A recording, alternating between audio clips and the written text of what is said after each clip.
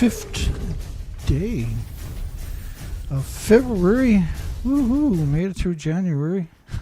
That's a tough month. I'm going to be your host, Dana Durnford, and I'm also known as the nuclearproctologist.org. And you can call in at 709-589-4406. I'll leave that on the screen for a moment. Hope everybody had a great weekend. I never stopped.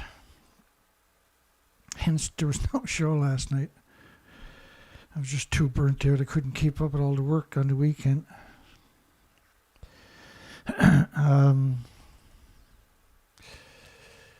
Nuclear. You're just insane. It's insane. We got a poll for everybody tonight. Should the International Atomic Energy Agency be banned for pretending that Fukushima contained the radiation?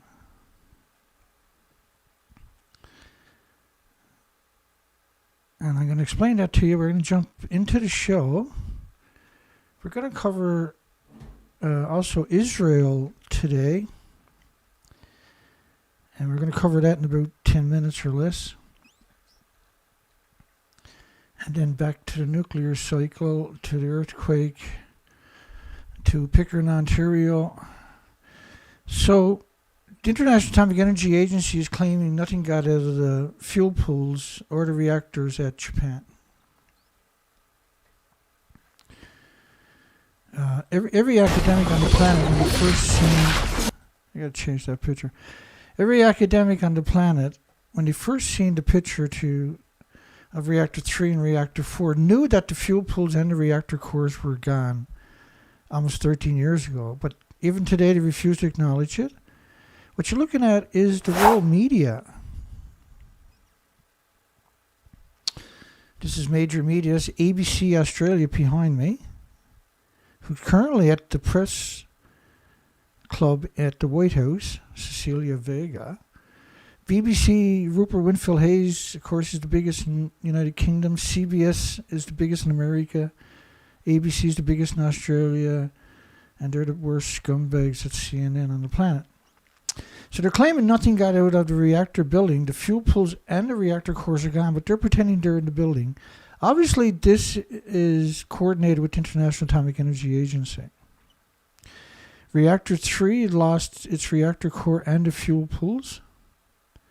Reactor 2 lost its reactor core and the fuel pools, which is around 10 reactor cores in each of those buildings.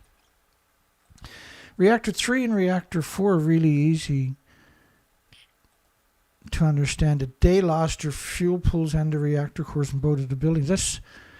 Chernobyl was a single reactor core, but it was only 1/100th of the reactor cores at any of the reactors in Japan because they were pure plutonium, pure uranium, whereas Chernobyl was mostly graphite. And each building at the top of it had around 10 reactor cores and 2 fuel pools and a reactor core. The reactor 4, they were changing the fuel, so the reactor core was still 3/4 full. The buildings exploded for Unit 1 to your left and Unit 3 to your right. I mean, there wasn't an academic in the nuclear industry on the entire planet didn't know the fuel pools and the reactor cores were gone. And that's the fuel pool and the reactor cores falling back down to Earth. So what they done, they built these contraptions on top of the stumps. These stumps should have been razed all the way to the ground, but they left them there. They put these contraptions they built off-site and laid them over the destroyed buildings that don't exist, and then claimed they were in the fuel pools. So when I asked you, should the International Atomic Energy Agency be banned after pretending that Fukushima contained the radiation? That's what I mean by that statement. And I'm being very polite. These are crimes against humanity. This is genocide and omnicide and ecocide, and they've destroyed the entire biosphere. And so theoretically, they should be entitled to the death penalty over and over and over. Let's get after the news. We got amazing news cycle Hi, everybody. Welcome, everybody.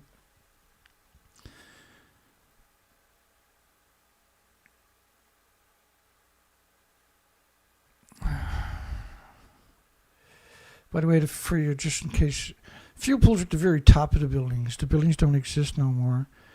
And we've been covering this for almost 13 years, the entire time. And we can assure you that we've covered every facet of this story. Now, so when they say nothing got out of the reactors, remember the food was banned in 55 countries and 14 prefectures for a decade. They picked up 30 million one-ton bags that they admitted to in 2017.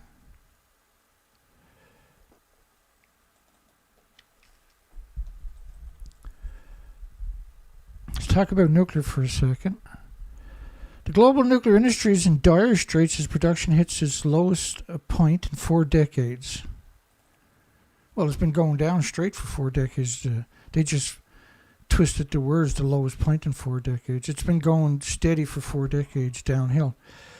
The 407 reactors currently, they claim. We don't know if that's true. It's you literally have to be insane to believe anything the nuclear industry tells you. And they have a total capacity of 365 gigawatts worldwide. 365 gigawatts. Renewables in 2023 is 440 gigawatts in 2023 in 12 months. So next year you're going to double the total capacity of nuclear in just 12 months. And then the year after that, 26, you're going to do it again. Except it'll be almost tripled. Nuclear lost 2 reactors last year and never gained nothing. Do not buy stocks in the degenerate nuclear industry.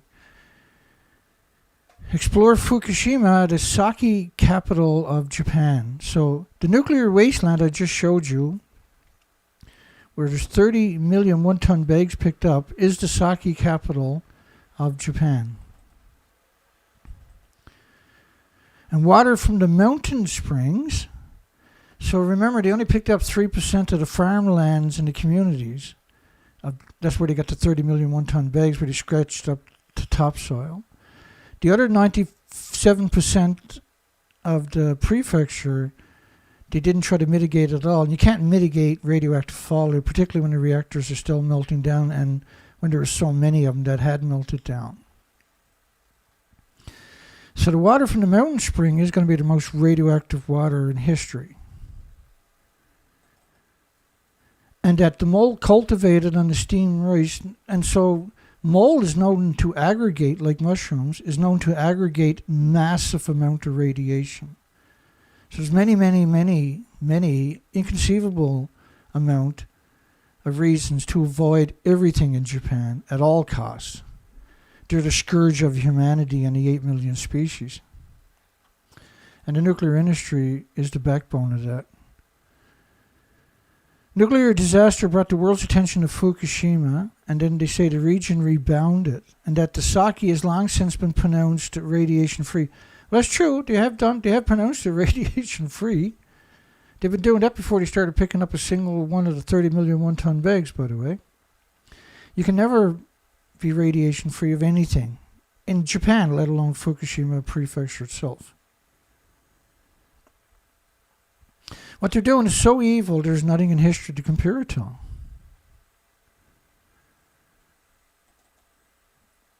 Under no circumstances should you eat or drink anything from Japan. I'm sorry, Japan, I love you, but you're now a scourge on humanity and the 8 million species. Let's walk back to 2012, just to try to, so you can kind of comprehend how long this has been going on. Japan's nuclear crisis. This is a study, by the way.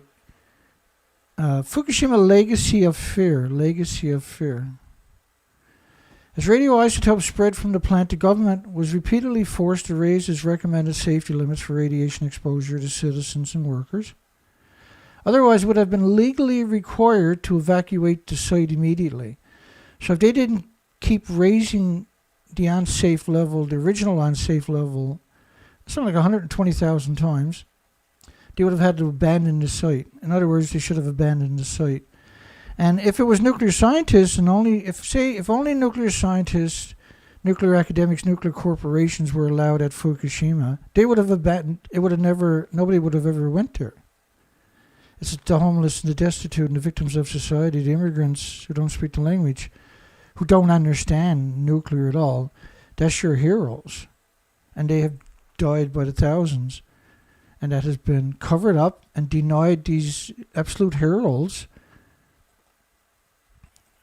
recognition. Last autumn, and this is 2012, remember, announced plans to bring, this is 2011 they're talking about, doses from the accident below 1 millisievert per year and as much as of the evacuation zone as possible. The goal is based on international standards for doses received during normal operations of a nuclear plant, not following an accident. Again, a complete disconnect from the accident. And the people that wrote it should be put in jail for life. For example, scouring cesium, and you do it with an A, so that's the British terminology, from roads with a high-pressure washer jets was thought to be insufficient. Well, it's not thought, it's known to be insufficient. You're just spreading it everywhere by doing that. Because contaminated water would simply spread out across the pavement.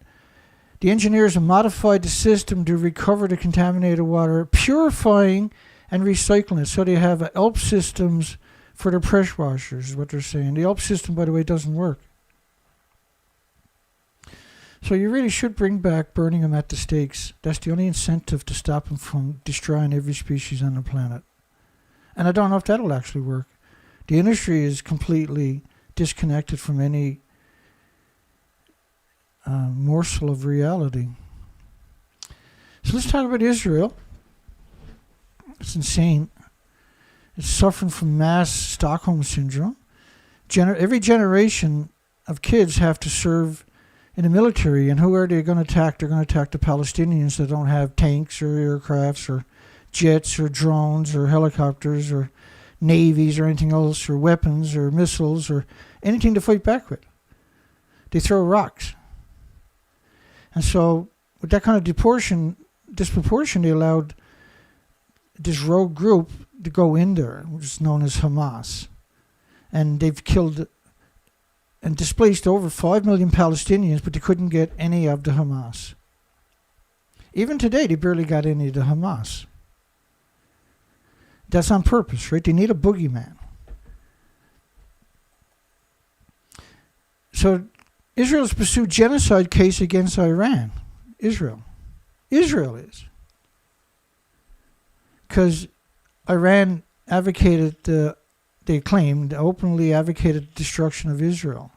Israel publicly does the same thing to Iran, Palestine, the Muslims, the whites, the Africans, and everybody else. Think about this Palestinian. This is their soldiers' mentality. I killed 13 Palestinian kids today. Imagine an American soldier killing 13 of any countries that they invaded, kids or Canadians or Australian military or anybody worldwide, making a statement like that. An Israel sniper, he didn't admit to it, he was bragging about it, killing 13 children in a single day. As Tel Aviv continued its aerial ground attacks, I mean, they got 4,000 tanks, Palestinians have none. Who knows how many jet fighters? How many suicide bombers does it take to equal a jet fighter again? So let me take you through some of this stuff. There's not a lot to get through. We'll jump back into the nuclear, but there's enough. Benjamin Netanyahu accused of genocidal intentions in Gaza after a holy mission speech. Holy mission. The biblical reference to Almanac is a genocidal, noted one academic, after the Prime Minister invoked an ancient enemy. The Bible commands to wipe out Amalek, including the women, the babies, the children, and the animals. And we've heard this from many, many, many rabbis and academics in Israel saying the same thing. 1,500 plus Israelis urged the ICC, International Criminal Courts, action on war crimes and genocide in Gaza against Israel. This is the Israeli citizens saying you got to stop the genocide. Another Nakba. This is where they originally took the land from the Palestinians. They were given land and they immediately went to war against everybody to steal the rest of the land. And they've been doing that for their entire legacy there. Israel Intel Ministry proposes expelling every Palestinian in Gaza to Egypt. That's 2023, November. Expelling every Palestinian, not Hamas, but Palestinian in Gaza to Egypt. 2023, all of these are 2023, I believe, and 2024 coming up.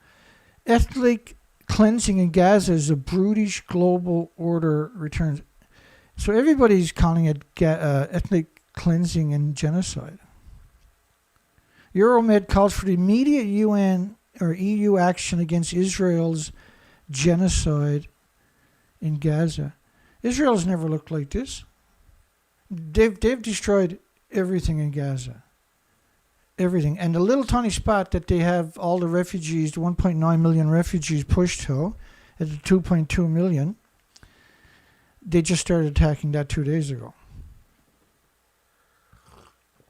They have everybody concentrated in one area, and they got snipers, drones, helicopters, jet fighters, 4,000 tanks shooting at everything that tries to escape. And they are extremely proficient at killing Palestinians. Every generation has done it. It's a complete disconnect. You might equate it with the Stockholm Syndrome, but it's so embedded in the culture that attacking the Palestinians it's a bigoted and racist and biased and prejudiced country.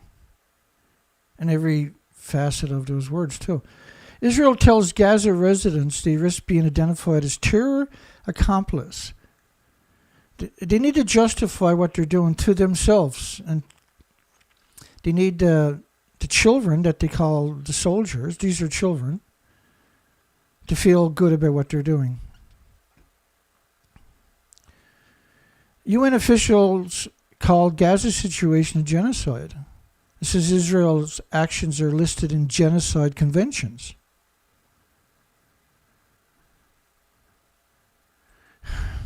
We've never seen Israel look like this. Gaza doesn't exist anymore. Gaza has a right to resist a genocide. And when you think about how much they poisoned the water over the last 60 years, it's really something. Israel's hideous final solution. In Gaza, the 16-year-old ghetto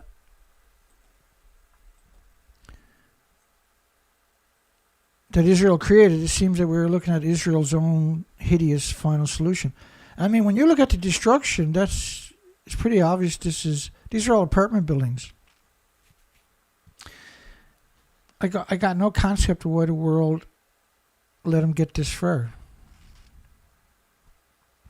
Collective punishment of a whole civil population, catastrophic genocide practices, and mass ethnic cleansing of the Palestinians. And you shouldn't hate Israel because that's what they want. That's what they're trying to do. Because that's what the Bible calls for. The world will hate Israel, attack Israel, and God will come down and destroy the whole world, including Israel, and only the people, and then there's people that live in Jerusalem will go to heaven. And so this is why they're ethnically cleansing Jerusalem and surrounding areas because of this prophecy in the Bible. Now that's the official story, right? But there's many, many things at stake here. The Warsaw ghettos of our time. What Israel is doing to the Palestinians for all this time supersedes what Germany done to the Israelis. I don't give a shit about Jews and Israeli ideologies and this so-called anti-Semitism and everything. This is ludicrous that we can't talk about a subject because you're immediately labeled as a bigoted, racist and prejudice and anti-Semitic. This is simply just to silence dissent. And I've never bought into that, and because it's simply not applicable to the truth. The truth is the truth.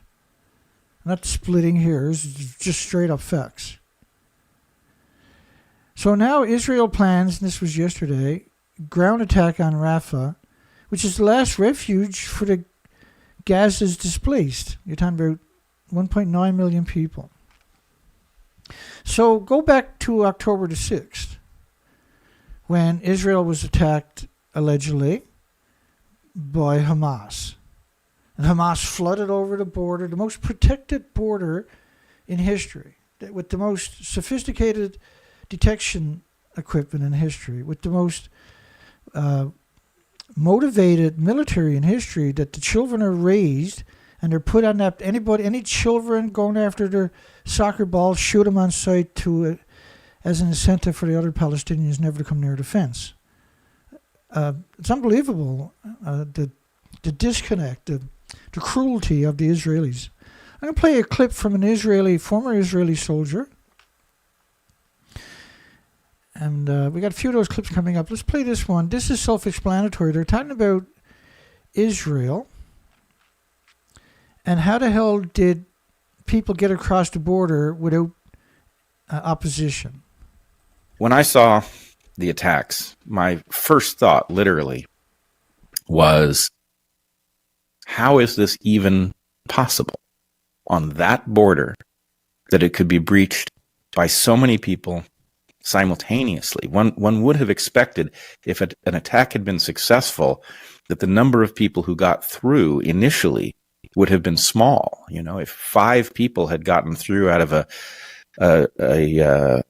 a military force of 100 and had done some damage, that would certainly be noteworthy and would be considered an embarrassing failure for the IDF and the security services of Israel. But to have hundreds get through and operate barely impeded for, was it a full day almost?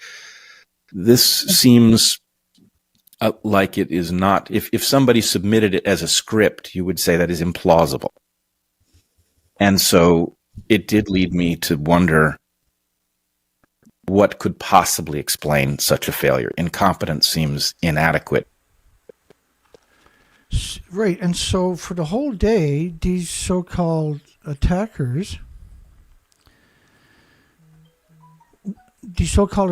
were able to just run rampant throughout Israel.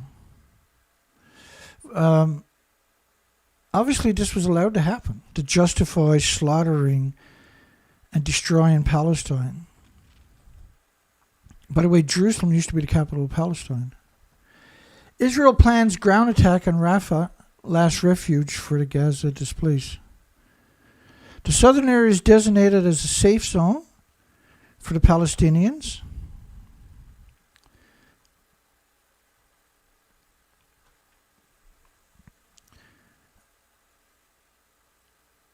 Civilians. What they got done to the Palestinians, can you imagine doing that to the Jews? I shouldn't use the word Jews, I should just use the word Israeli. Because Jews is weaponized against humanity, that word. There's many countries where you're not allowed to have any debate whatsoever, including Canada in many senses of certain facets of that story.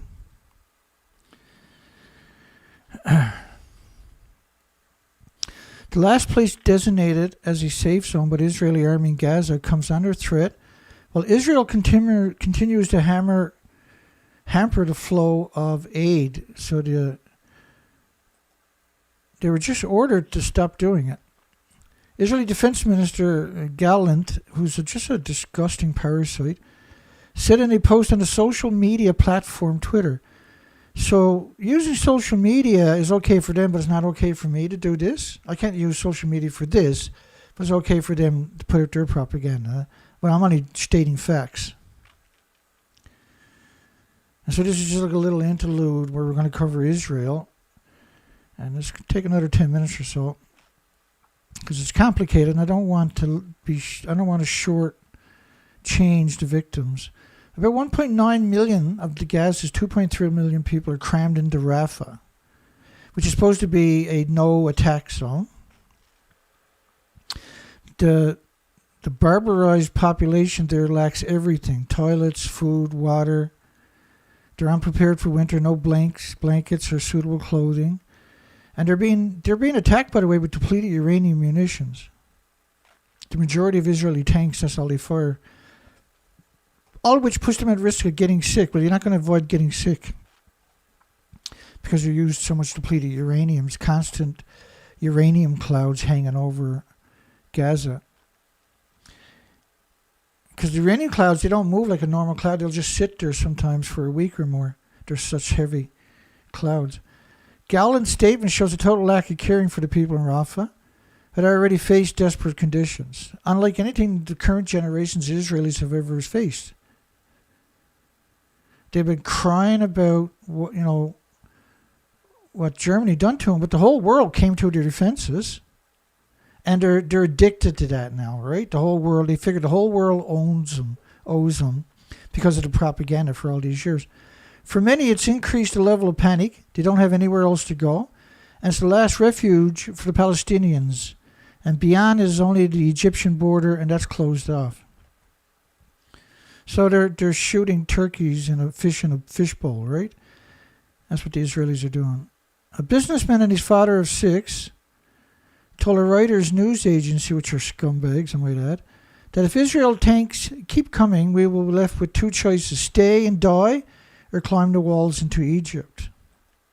And Egypt will repel them. Israel army has killed more than 27,000, mostly women and children. But there's probably twice that buried under the rubble. They've flattened the entire country. And they're proud of it. They're not trying to get Hamas. If they get Hamas, it's an accident. For Palestinians, this means another genocide. I've never seen such a hateful country. They've been under heavy siege by Israeli snipers, the children snipers that they're using, 18, 19-year-olds. Remember, I just showed you a headline earlier of an Israeli sniper in 2014 bragging about shooting and killing 13 Palestinian children.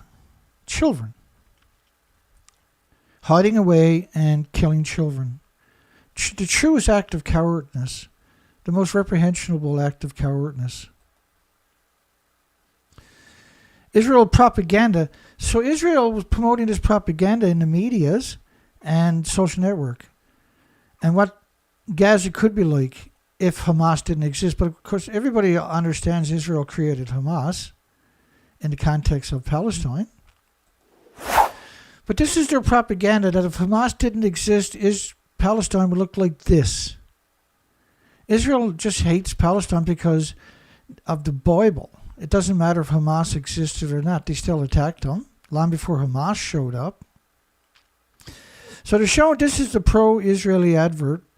Has caused outrage. Stunning beaches that are now covered in landmines. Boardwalks that don't exist. They have attacked the entire population, and now they're trying to justify it. And is using AI-generated depictions of what Gaza could be like. Imagine, this is what Gaza would look like if Israel didn't exist. Right? In reality, if Israel didn't exist, this is exactly what Gaza would look like. And because Israel is such a racist and prejudiced and bigoted country, come visit beautiful Gaza. This is what Gaza would look like if Israel didn't exist, is the reality. But this is Israel's version of what it would look like if Hamas didn't exist. I think that this quantifies the statement that Israel is a revolting society that would even conceive something like this. Really, you got to be the worst of worst humanity got to offer to produce adverts like this. You really do got to be a failed society. That's the only way you can describe Israel, as a failed society. This is what Gaza could have been like without Hamas, or without Israel, is the reality. And when they hold up a child with a gun, Israel does it all the time. Israel has children dressing up as the Twin Towers, the exploded Twin Towers, after 9/11, for goodness sakes.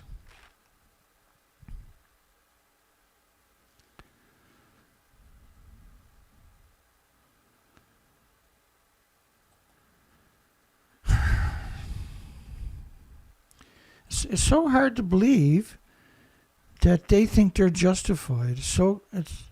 I can't comprehend why they think they're justified. And if they stopped and thought about it, they couldn't either. There's no justification for destroying an entire country to get 10,000 Hamas. They created 5 million refugees before this to get rid of the 10,000 Hamas. They never got rid of a single one. But they have no problem keeping out the 5 million refugees. And a lot of these are living in refugee camps surrounded by Israeli soldiers, young soldiers, with German Shepherd dogs, the ultimate insult. And everything that they say is a trigger, except for the German Shepherd dogs in the refugee camps. The exact same thing they claimed happened to them, they're doing to the Palestinians. This is the exact same thing. It's 100% genocide. Yeah, it's a society that you need to turn your back on. But you don't hate them, because that's what they want you to do. That's what it's all about. They want the world to hate them. That's why they're doing what they're doing.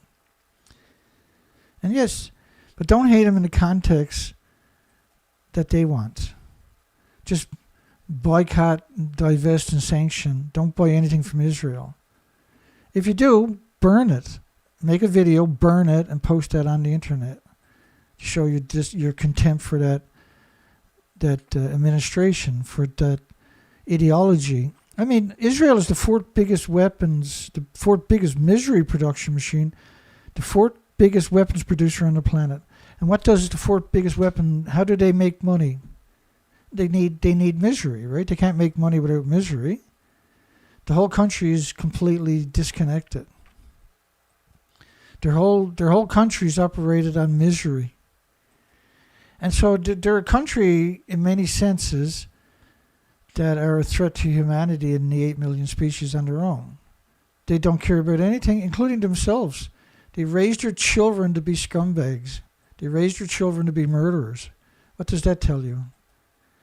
Against people that can't even fight back. The ultimate in cowardness. It's cowardly, right?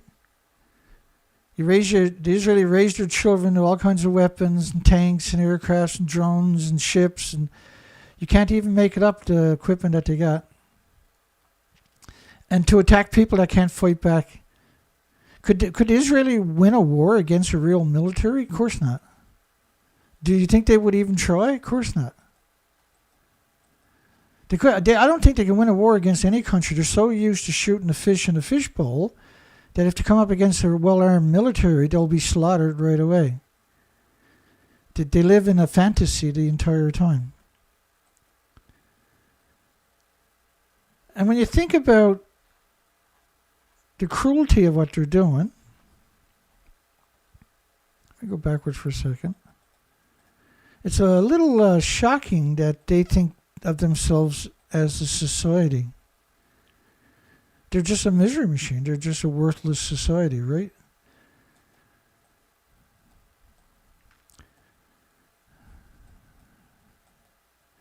I mean, they've destroyed the entire country. There's nothing left standing in the country. 2.2 million people. They were already, they already stole 80% of the land from them over the last 60 years. And now they're implementing the final solution. It's the Warsaw Ghetto times 11. I just don't understand how anybody can be this brainwashed and this disconnected. They got 65,000 admitted wounded. They don't have a hospital to go to because Israel attacks every one of them constantly until they're completely destroyed. Israel will no longer allow protesters to block trucks carrying humanitarian aid through the crossings following the International Criminal Justice ruling that aid must be allowed into Gaza. They turned off the power because they destroyed the power in the country, and then they forced them to buy their power at exorbitant prices. They turned off the water to the country, then they forced them, and they poisoned the water in their country. They're doing it again, by the way. Netanyahu can't get Israel's far right to zip it. Israel, the whole country is a far right. The whole country is extremist. And then this is his 7th term? He makes Hitler look like a school playboy, right? He's actually making Hitler look good. Hitler wasn't good. But when you compare Hitler and Netanyahu, Netanyahu makes Hitler look like a good guy. It's unbelievable how evil this country actually is. Israel is flooding Gaza's tunnel network. The quickest way to poison whatever water's left in Gaza is to flood the tunnels. That's the quickest way to do it. They're already using depleted uranium on a rate I've never seen before. Could affect Gaza's water supply. I think the editor of this paper should be waterboarded a few times for that statement. Water researchers are warning that the flooding the tunnels with seawater could have a devastating effect on the already scarce freshwater supply and might destabilize the buildings. Israel supplies nearly 80% of Gaza's water. It's unbelievable. If you put salty water into freshwater sources, it's polluted, it's contamination, it's poisoning. And such actions will have severe consequences in all aspects of life for all the species. The agricultural, the soil, the infrastructure. And before the war, half of Gaza's electricity came from degenerate Israel. And in October, the Israel government cut off all of these supplies. So in October, because it started October 6th, so all of October, November, December, January, that's 4 months with nothing. And not only that, they haven't stopped bombing them. You know, in the first 3 weeks, they dropped the equivalent of 2 Nagasaki bombs worth of munitions. And we got to be up to about 20 Nagasaki bombs now dropped on them.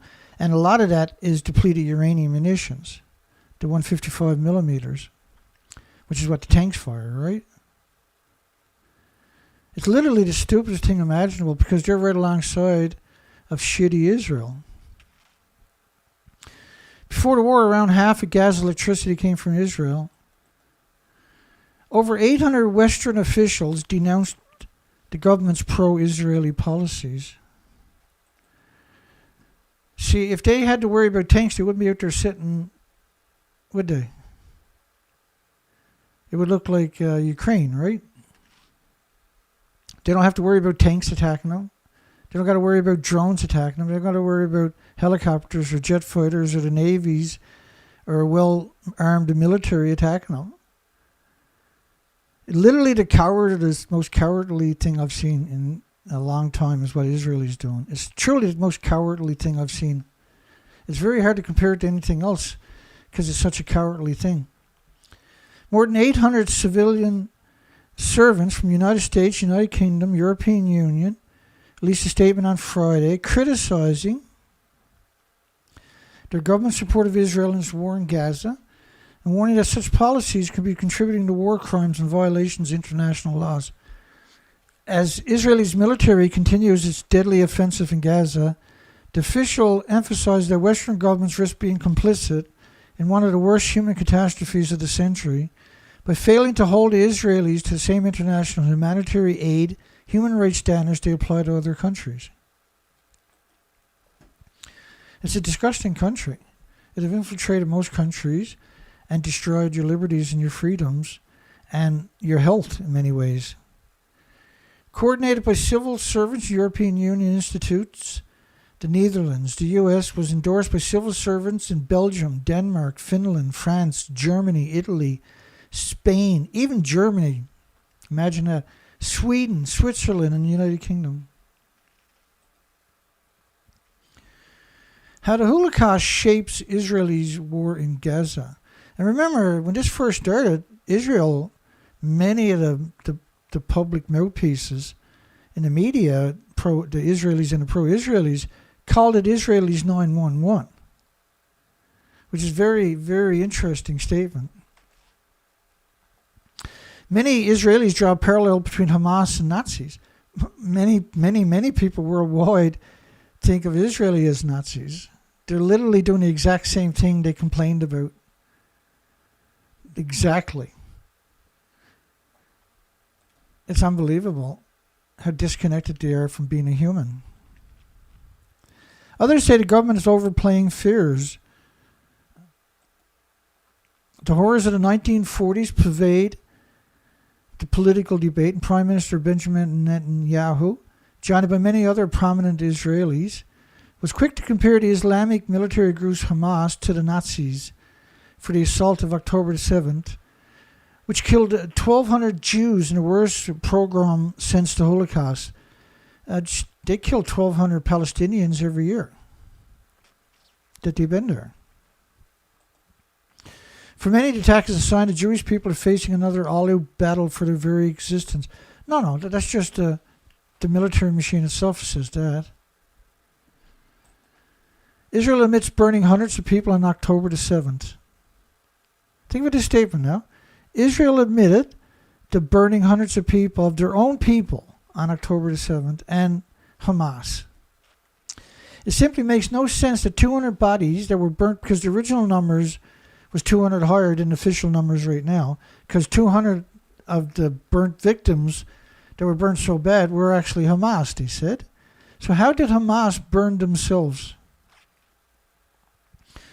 That Israel thought were Israeli civilians could turn out to be Hamas fighters unless Israel killed the people indiscriminately, which is exactly what happened. Israeli military chief admits failing to protect the Jewish settlements on October the 7th. Failing to protect. So they said they weren't prepared for such a scenario. Well, she put out this video. This was an ex-Israeli intelligence officer. She's now a journalist. And she's asking how the hell could anybody attack Israel like what we've seen happen. So just listen to this. This is quite telling. A year ago, there was a military operation in Gaza to prepare for such events, and ongoingly there are trainings for these kind of scenarios. This raises serious questions for me anyway about Israeli intelligence. What happened? 2 years ago, there was a successful deployment of underground barriers with sensors to alert exactly on these kind of terrorist breaches. Israel has one of the most advanced and high-tech armies. How come there was zero response to the border and fence breaching? I cannot understand that. Personally, I served in the IDF 25 years ago in the intelligence forces. There's no way, in my view, that Israel did not know of what's coming. A cat moving alongside the fence is triggering all forces. So what happened to the strongest army in the world? How come border crossings were wide open? Something is very wrong here. Something is very strange. This chain of events is very unusual and not typical for the Israeli defense system. So to me, this surprise attack seems like a planned operation on all fronts. This is a failure to protect the people of Israel, for sure. Perhaps the biggest failure since the Yom Kippur War exactly 50 years ago, if not bigger. By the way, is it a coincidence it's exactly 50 years ago, almost on the day? The Yom Kippur War was on October 6, 1973. If I was a conspiracy theorist, I would say that this feels like the work of the deep state. It feels like the people of Israel and the people of Palestine have been sold once again to the higher powers that be. At the same time, this is still very, very difficult to fathom. Have a good evening. So now she's talking to people in the areas where the attack happened, and they're telling her that Israel didn't show up. and that they were allowed to come in and do whatever they wanted for almost a full day with almost no resistance, period, outside of the locals themselves. So when Israeli military chief says it failed to protect the Jewish settlement, the most realistic explanation was this was a false flag staged event. And here's a couple of months before September, or the month before September 22nd, where Benjamin Netanyahu has the new Middle East in his hands. He's shown Israel with no Palestinian whatsoever, where there is no Palestine. That's the 22nd, right? So 8 days and then 5 days. So say 2 weeks later, Palestine fails to exist because Israel allowed themselves to be attacked. It's really despicable. Ukraine's army artillery supply declines as the shells go to Israel. So these are dirty bombs. These are the 155 millimeter depleted uranium munitions.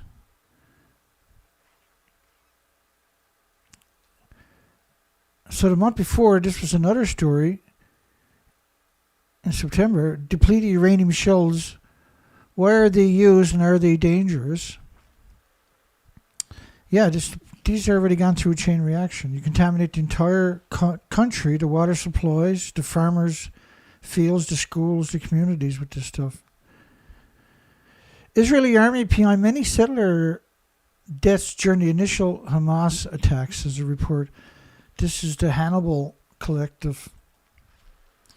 There are a growing number of reports that indicate the Israeli military was also responsible for Israeli civilians and military deaths on October the 7th and the day after. The report cites examples from Israeli military media where the Israeli forces attacked their own civilians and soldiers to defeat the attacking Hamas fighters, in accordance with what is known as the Hannibal Directive. The Israeli response was the result of a well-documented official policy of the Israeli army, at least since 1986, known as the Hannibal Directive, which states that the Israeli forces may kill their own soldiers to prevent them from falling into enemy hands. And you can be sure it's the same thing for the civilians, right? Israeli bombs dropped, and they don't want the civilians to tell the story when they get back of what the real story was. And this was November the 2nd. So this is less than a month later.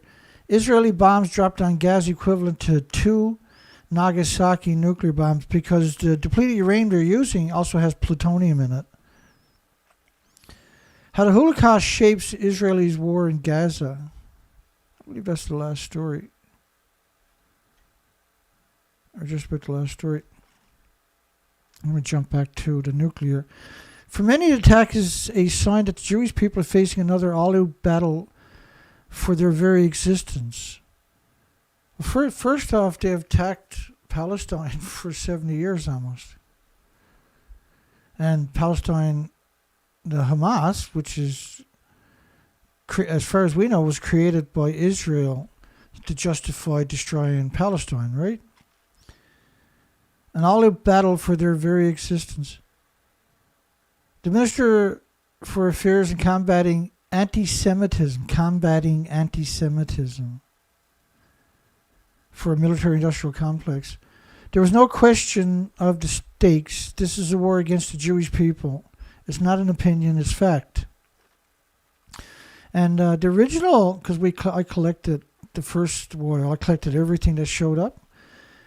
And because I knew I'd get all the propaganda right at the very beginning, and then you just regurgitate it for the rest of the war, right? And it was stunning how coordinated the propaganda machine actually was. Within hours, the entire media was calling it Israelis 911. The entire world's media was doing it. Economy Minister made an even more implicit link to the World War II. You remember what happened to the 6 million Jews killed by the Nazis, and we won't let that happen again. Well, do they really think that Israel couldn't defend itself against 600 Hamas? That the 600 Hamas were going to kill the 7 million Israelis? Does anybody really think that's possible? Did anybody really think that the military was going to stand down forever? Because they stood down for the first 24 hours.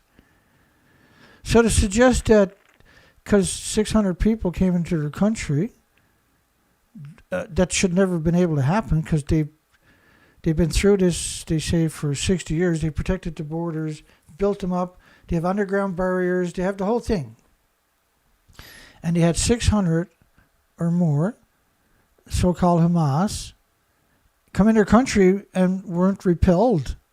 And therefore, that the other 7 million now are jeopardized, and they need to destroy an entire country.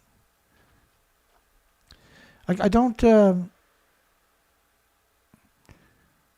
see very many good people coming out of Israel.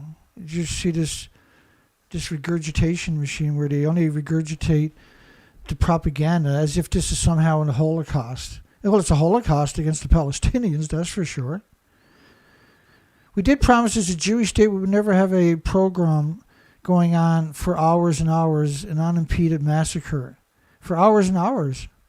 Like, what are you talking about? How can you call that what you're doing to Palestinian? So you were attacked for hours. You haven't stopped attacking Palestinians for over 60 years. And now you destroyed every building in the country. 100% collective punishment, but an actual genocide. And you destroyed all the species in the country too. And the water. How can you destroy people's water? How can you be that disconnected? How can you hate that much? They're doing it for a paycheck, see? The Israelis are not doing this because of ideology. They're doing it for a paycheck. They're motivated strictly by paychecks. Except for they're conscripted and they're brainwashed. They're forced to do it. And there's many, many conscientious objectors. Soldiers that won't participate in the genocide. We don't really have an option but to eliminate Hamas. Like, we've heard this now for over 60 years. And all you ever eliminate is the Palestinian children in particular, and the women. That's all they ever do. You can't destroy a country to justify getting 10,000 Hamas. Because if you can justify that, then other countries can justify destroying Israel to get rid of the Israeli military. It's a double-sided sword, right? I'm not advocating that. I'm advocating crimes against humanity trials and public executions of the people that committed these crimes against humanity, which is appropriate. Barak also took issue with the idea that Israel was facing an existential crisis. This is a view shared by the former head of Mossad security agency, Pardo, who faults Netanyahu for fanning a state of panic and heightened alarm by comparing the Hamas attack, however bestial, to the Holocaust. You can't equate 600 Hamas to the Holocaust. Remember, the Holocaust, they had tanks, they had aircrafts, they had millions and millions of soldiers to fight back. You know, there was the Russians, the French went, the Americans went, the Canadians went, the United States, many countries sent in people to help Israel. Those same countries should send in the military to help Palestine. What Israel is doing is actually, in many, many ways, just is unforgivable. Why are they using the word bestial? That's what Israel is doing, is bestial, right? I mean, really, an Israeli sniper bragging about it on social media that he killed 13 Palestinian children. Not 13 Hamas, but 13 Palestinian children. Because that's what they're targeting. They're not targeting Hamas.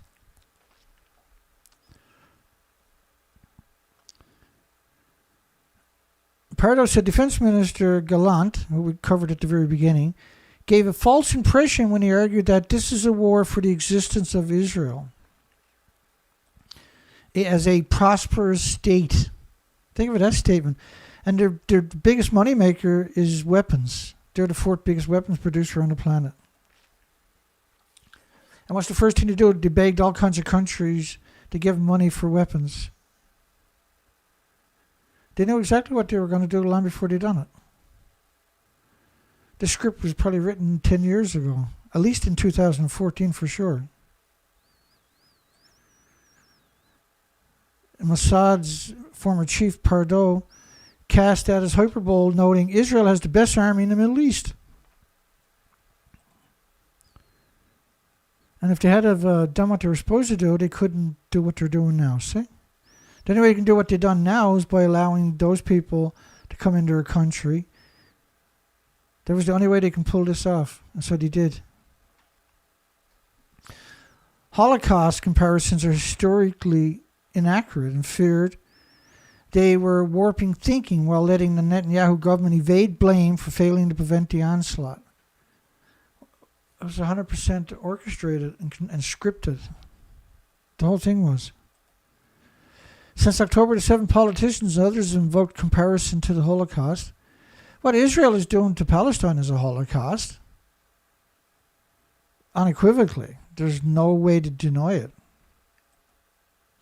And by invoking the Holocaust, we released the Israeli government from accountability for the October 7 massacre.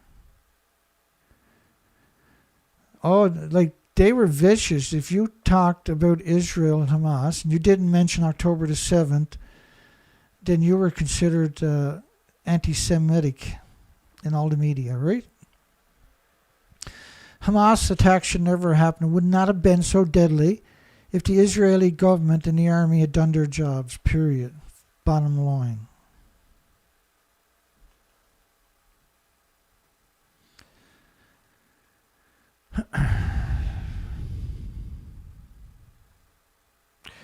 Let's come back over. We're going to cover nuclear again.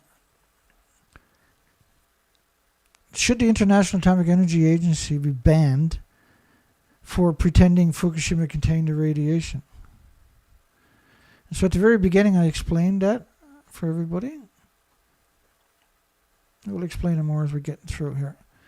Tripling down on nuclear energy. The world, especially the developing world, will have to rely on emerging generation of small modular reactors. We'll have to rely. We'll have to. You have no other choice. Nothing else exists. There's no wind. There's no solar. There's no nuclear meltdowns. There's only nuclear. There's no geothermal. Geothermal can replace everything, period. It needs no storage. And so white smoke rises from reactor 3 building. Like, why would you call it white smoke when it's obviously just nuclear reactor cores have melted down? Why would you call that smoke?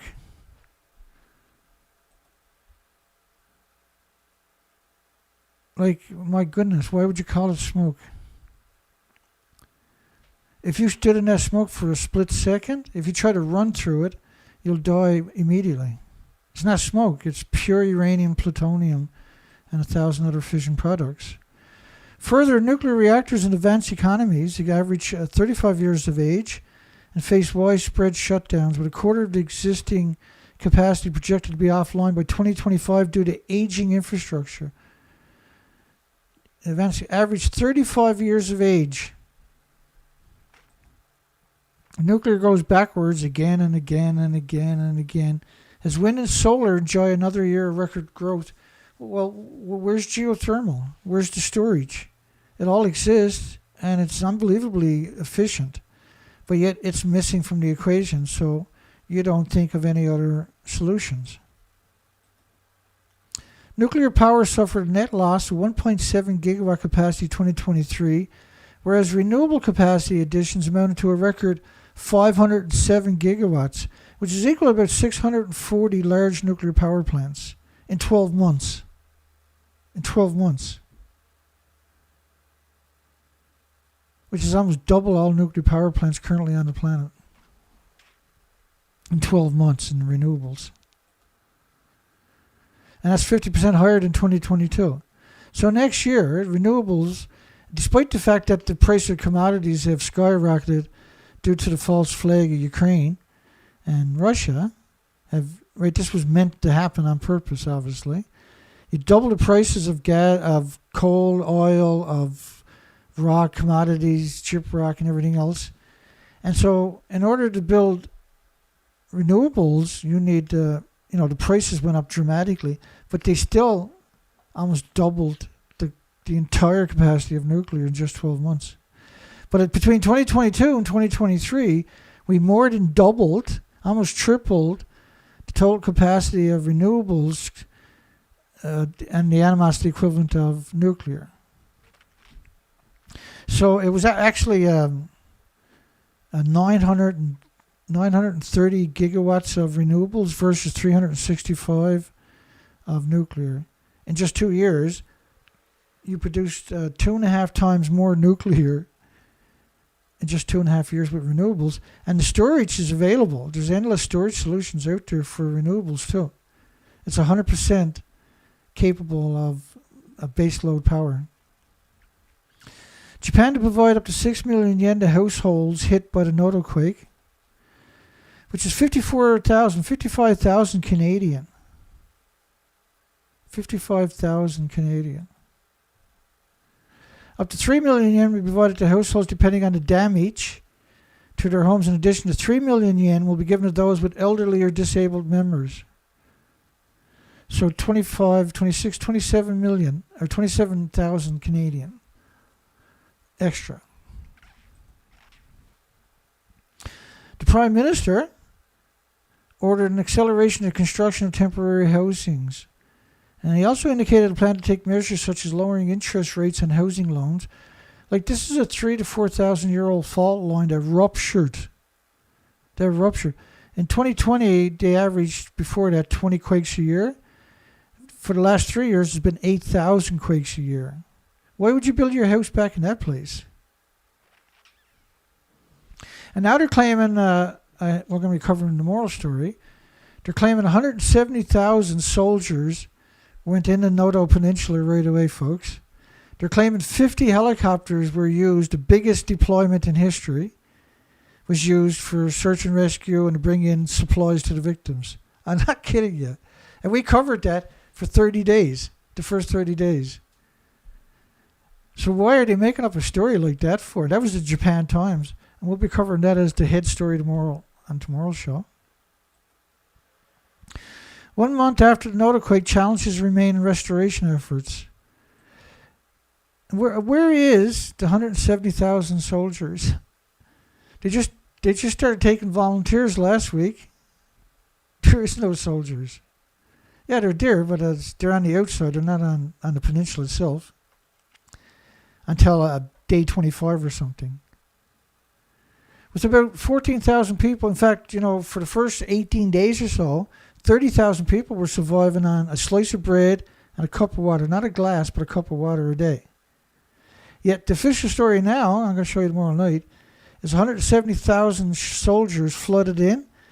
And they rescued everybody, they took care of everything, and they fed everybody and gave everybody everything. And 50 helicopters were used. It's unbelievable. It's unbelievable that. That's why I say Japan is, you got to avoid Japan at all costs.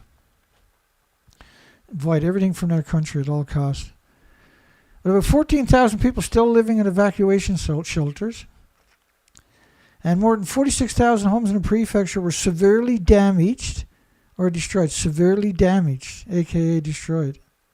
And we still don't have a tally on where those communities are, where the 46,000 homes. And they're only talking about that prefecture, not talking about the other two prefectures. So we know the Nagata prefectures had 6,700 homes destroyed by liquefaction, for goodness sakes.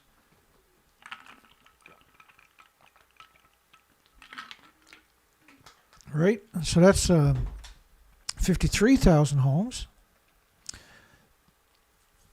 So the average price of a home there, apparently, that according to what they're going to lend out at 1.7% interest rates, is $320,000 to anybody whose home was destroyed. So, which means you're about almost $15 million in just homes damage, not counting the roads, not counting the loss of 9 ports completely raised right out of the ocean, not counting 54 or 58 ports that were severely damaged, not counting all the other damage, not counting, the damage from, say, 1,400 landslides, for goodness sakes.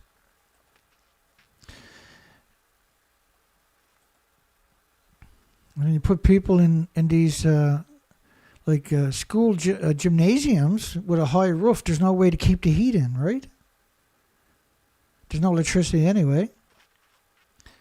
So that's the worst case scenario. You just want to live outdoors. Many water purification plants were damaged in the quake too. And they can't get rid of the sediment from the water filtration plants either because it's so radioactive. Why would you build your house back in a place that just had 1,500 aftershocks, but has a 3,000 to 4,000 year old fault line that just ruptured with 8,000 aftershocks or 8,000 small earthquakes a year for the last 3 years when it used to be 20? You have to be pretty gullible to build back there, pretty complacent, right? Or a really good slave. That's why Jima house collapsed. Remember, 200 houses and businesses burnt in just one section alone. To offer another option for long-term housing, 1,250 makeshift dwellings are being built in Ishikawa Prefecture, with 18 finished on Wednesday. 18. It also secured the use of 13,900 existing temporary housing units for evacuees, including in nearby prefectures. But Kishida come out there like a week and a half ago and said they had 23,700 dwellings outside the prefectures. There it is there. Prime Minister Kishida said in mid-January that around 23,700 public housing units and rental housing sites have been secured in 4 prefectures. And so we're getting so many lies from the Japanese government for so long. Unless you can fact check it yourself, you have to disregard it. As of Wednesday, there were prefectural road closures at 64 locations on 26 roadways, compared to 89 locations, 42 roads 2 days after the quake. They didn't clean up the roadblocks. We've never seen them do that before, particularly over the Shika nuclear power plant site and the community, which was a 7 on Japan's seismic intensity scale of 7, which is the worst earthquake you can get, right? Because of limited access to the Noto Peninsula. But tomorrow you're going to see a headline where they say they had 50 helicopters and 170,000 soldiers. I think it's 170 is the number they were using. Construction can only be conducted from one direction, starting from the base of the peninsula. Well, like the towns all have construction companies. They all have excavators. The local councils, the local governments all have snow removing equipment and excavators and plows and backhoes, and they all have road building equipment for maintenance road in every community out there. So to suggest that they can only start building in but can't build out defies the legacy of that country. Unlike the normal approach, in which construction is typically conducted from both directions. But there's no, right? And they're also saying they were using the big hovercrafts to bring in supplies and ferry victims out. Wait till you see that story tomorrow. It's really, from the Japan Times, it's just amazing.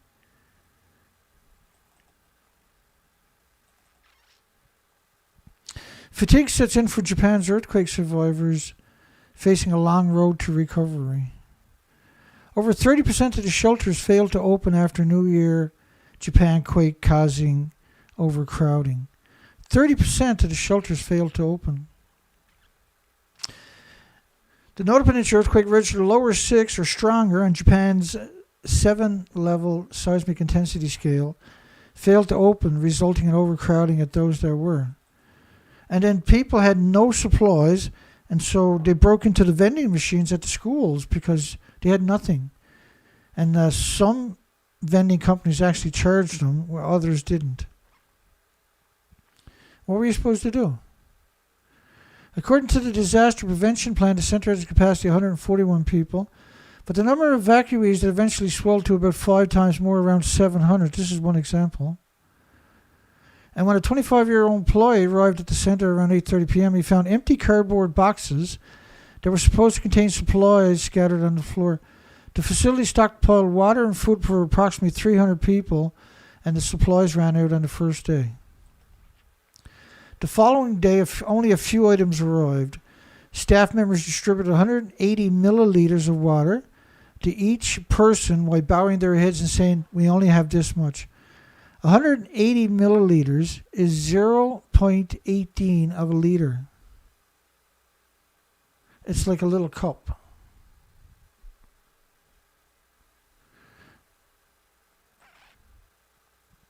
"14% of Noto Quake victims died due to extreme cold." They died because they were abandoned by Japan. Japan wouldn't let the Americans, the Chinese, the Indians, for instance, and many other countries go in with search and rescue dogs, specialized team, completely independent, to get people in the crucial 72 hours. And because they've gotten away with it for so many years, now they hate your guts. Now they just make it up they just make up numbers and put it out in the media to try to make themselves feel good in the morning. Pakistan's ex-Prime Minister Khan was sentenced to 14 years in jail for corruption. 14 years. A day after, he was given a 10-year jail term for leaking state secrets. Does that sound familiar to anybody? Reports say a court in a jail near Islamabad issued the latest ruling against Khan, former Prime Minister Khan, finding that he failed to make a correct report after he received gifts from a foreign government official and sold them. This is standard. Everybody knows it, including the judges. The judges even do the exact same thing. And that's probably why they got the conviction in the first place. Israeli Prime Minister Netanyahu says UN agency for Palestinians must close because a lot of one of the few people able to bring any substance into Gaza, right?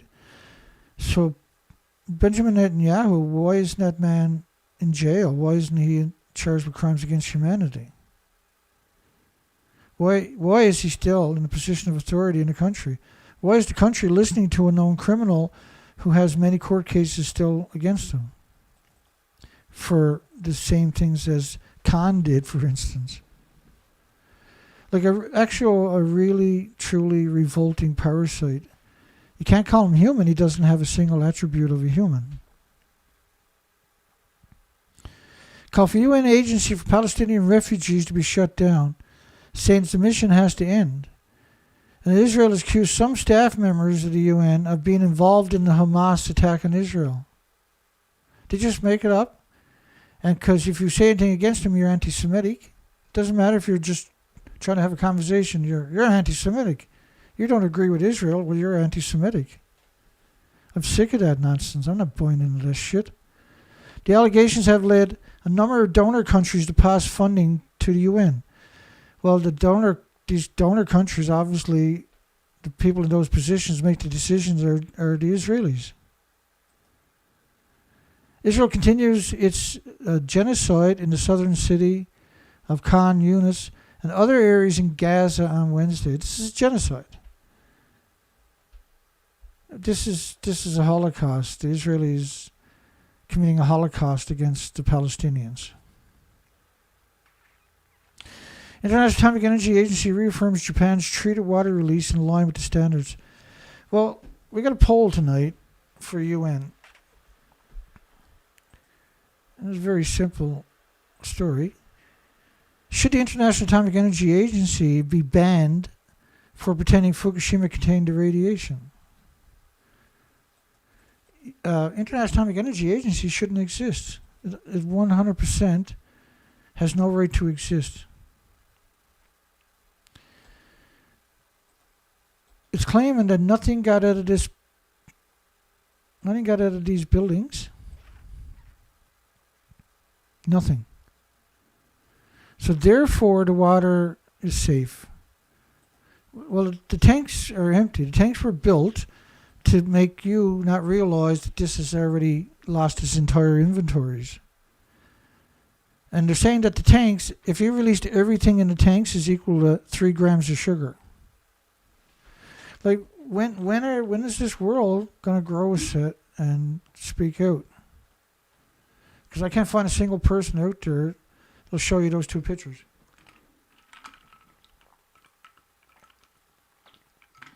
Except TEPCO. TEPCO has it on their website. And TEPCO is telling you nothing got out of there too. TEPCO is only left there, so you blame TEPCO instead of blaming the International Atomic Energy Agency and the nuclear industries. The lobbying groups are your biggest enemy in history. International Atomic Energy Agency reaffirms Japan treated water releases in line with standards. And this is the delegations from many different countries, apparently. It's South Korea, China, Canada. And they never tell you who it is from these countries. They just say representatives from the countries. They don't represent me. They don't represent anybody I know in my country. Nobody even knows who they are.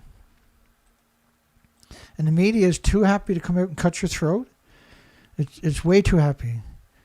It feels like shit if it doesn't come out and cut your throat, as far as I can tell. It feels like the worst day of their life if they can't come out and lie to you, manipulate you, and divide you. The task force reviewed facilities and equipment discharged the water. Treated with liquid processing system removes the most radionuclides except for tritium. This is absurd suggestion that you can remove the radionuclides from the water. All the atoms are the same size. And you put 200 million atoms on the head of a needle, anthropogenic man-made atoms, or any other, and you can't see it. So how are you going to remove the atoms and have something left over? Because you can't separate that. They're all the same size. The water molecules are bigger than the atoms. So in order to filter the atoms, you got to filter the water too, because the water is bigger. In other words, you can't release anything. And each reactor typically produced enough water to cool it down to fill the tanks, the 1,000 tanks, 6 times a day, every day. Japan so far discharged a total of 23,400 metric tons of water since August of last year.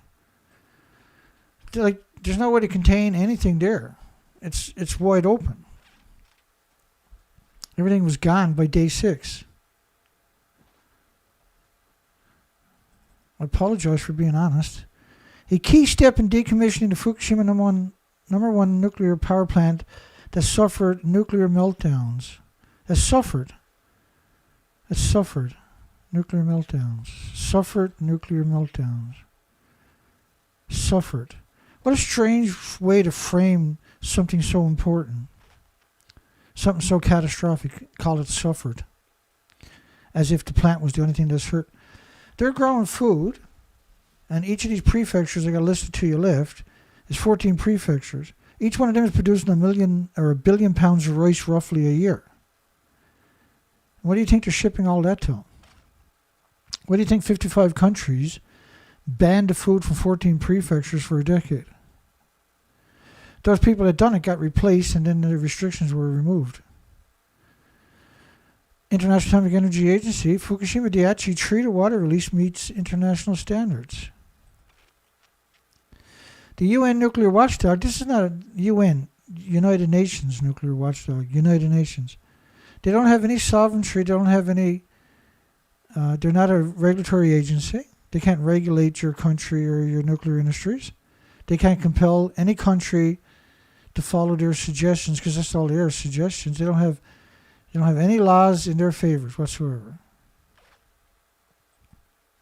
But yet they're considered the standard by your medias, not by reality, but by the media, who has indoctrinated you in increments over the since Hiroshima and Nagasaki. International Atomic Energy Agency Task Force reviewing the discharge on Tuesday issued a first full report since the release began last August. Since the release began last August, they picked up 30 million one-ton bags by 2019. So how can you suggest nothing got out? How does that actually work? Japan's government plan to explain the International Atomic Energy Agency's latest report to neighboring countries like China to gain understandings about the safety of the discharge plant. Water was used to cool the molten fuel. Water was used to cool the molten fuel. Think about that statement for a second. You can't cool the molten fuel that doesn't exist. The buildings are decapitated. The stumps that are left are a fraction of the original buildings. They're 1/10 of the original buildings. And that there's nothing left there. There's nothing salvageable. So let's say that wasn't even a nuclear meltdown. There's nothing left there salvageable. Not even a light switch would be salvageable, even if it wasn't a nuclear accident, for instance. The accumulated water is being treated to remove most radioactive substances, but still contains tritium. The operator, TEPCO, so all of this is a construct of UN. UN cooked up the story, and then the medias and TEPCO ran with it. Deludes it to reduce the tritium water to about 1/7 of the World Health Organization, which is the same organization as International Atomic Energy Agency.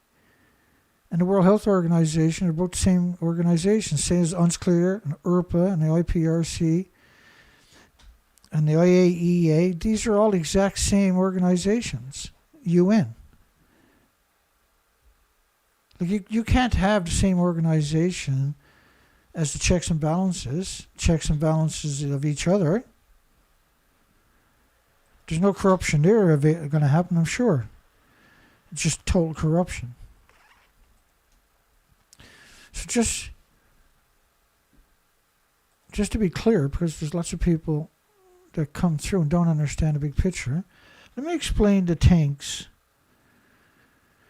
or the water filtration system. Because there was many different water filtration systems.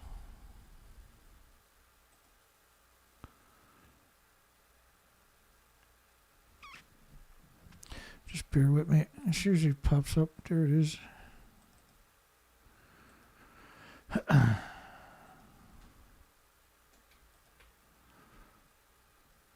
Here we go. So the water filtration system, remember what you're dealing with, right? Everything was gone right away. We lost the entire inventories right away. They picked up 30 million one-ton bags. But then they claimed that they're filtering water.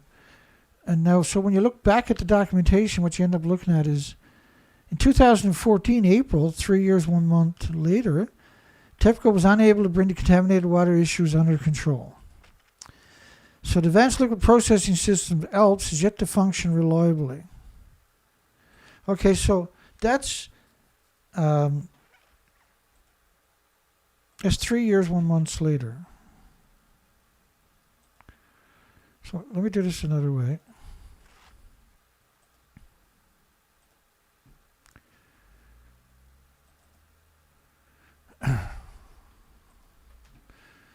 So in 2013, not 2014, right, which is when they said that the system was unused, which, by the way, the same thing with the Riva system, which is the same as the ALPS system, which is the French system, 3 years, 6 months later, was never used. So the Riva system was never used. The ALPS system was never used.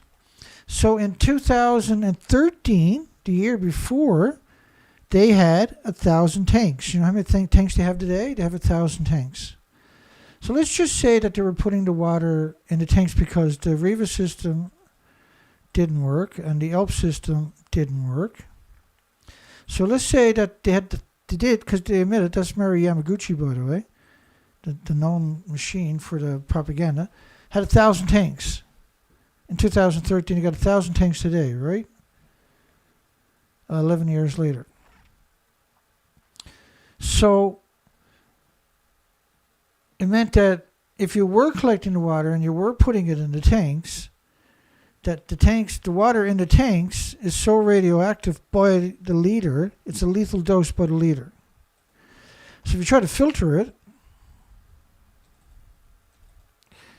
let me just show you that.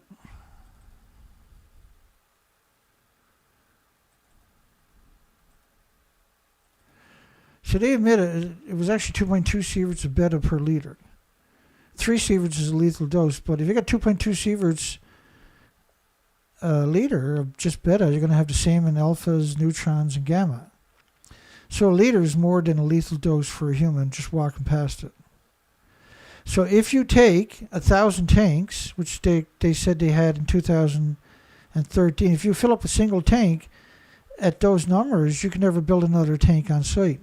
And if you try to filter it, because they weren't filtering it yet, remember, in 2014, let alone 2013 when this story came out, if you're trying to filter that, then the filter is so radioactive, you can never change the filter after 20 minutes because you can't get back in the building.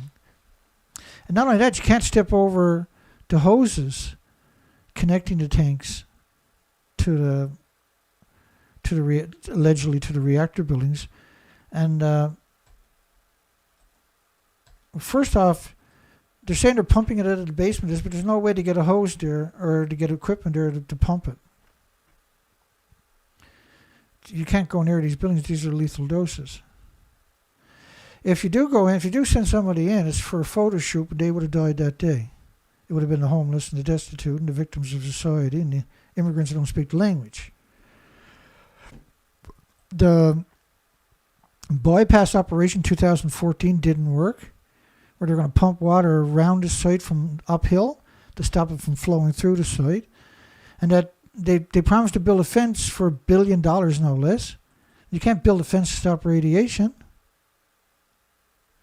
The only fence that they did allegedly build was an ice wall, and they knew the ice wall didn't work. Why would you build an ice wall when you can build a real wall? Where's the logic in that one? Because now you got to maintain the ice wall, and then the ice will cause neutron reflections, which can cause a criticality at the fence, so-called ice wall, which would burn through the ice wall because you would create temperatures of many thousand degree Fahrenheit temperatures. And remember that the chain reaction doesn't need oxygen. And if nothing got out, why is there 1,000 feet above the ground, the Americans flew over and was getting 3 million becquerels a square meter of just iodine-131, which is amazing. You can measure it that high above ground. And so all of these places, no-go zones, what they call a no-go zone, but it's actually a nuclear wasteland. The Siri system and the Korean system are both supposed to filter out cesium-137. Cesium-137 is the exact same size as every other isotope. You can't just filter one isotope out. It's not like you got a magnet and you're picking up, you got galvanized nails and you got lead nails and copper nails or whatever. I know there's no such thing as a lead nail. Copper nails like you used to use on boats back in the day. And steel nails, for instance, right? So a magnet would separate some of the metal. This is not what we're talking about. We're talking about physical atoms. They're physical atoms.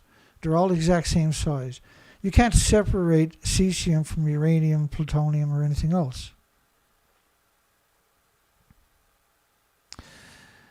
So this week. Typical plans to dump water stored at Fukushima Daiichi into the Pacific. The plant has already released enormous amount of highly contaminated water directly into the ocean from a plethora of leaks from the reactor buildings. After the water passed through a crippled unit, processed through the Siri system, removes cesium. It can't remove cesium because they're all the exact same size. TEPCO estimates show that the volume of contaminated water required to be stored on site will likely triple over the next 3 years. So remember, this is 2013, folks. That's the same year they had 1,000 tanks. So if the water is estimated to plan to dump will store at the Pacific Ocean will for 3 required to store will triple over the next 3 years, then it's safe to say it'll triple again. So they should have about 30 billion tanks there.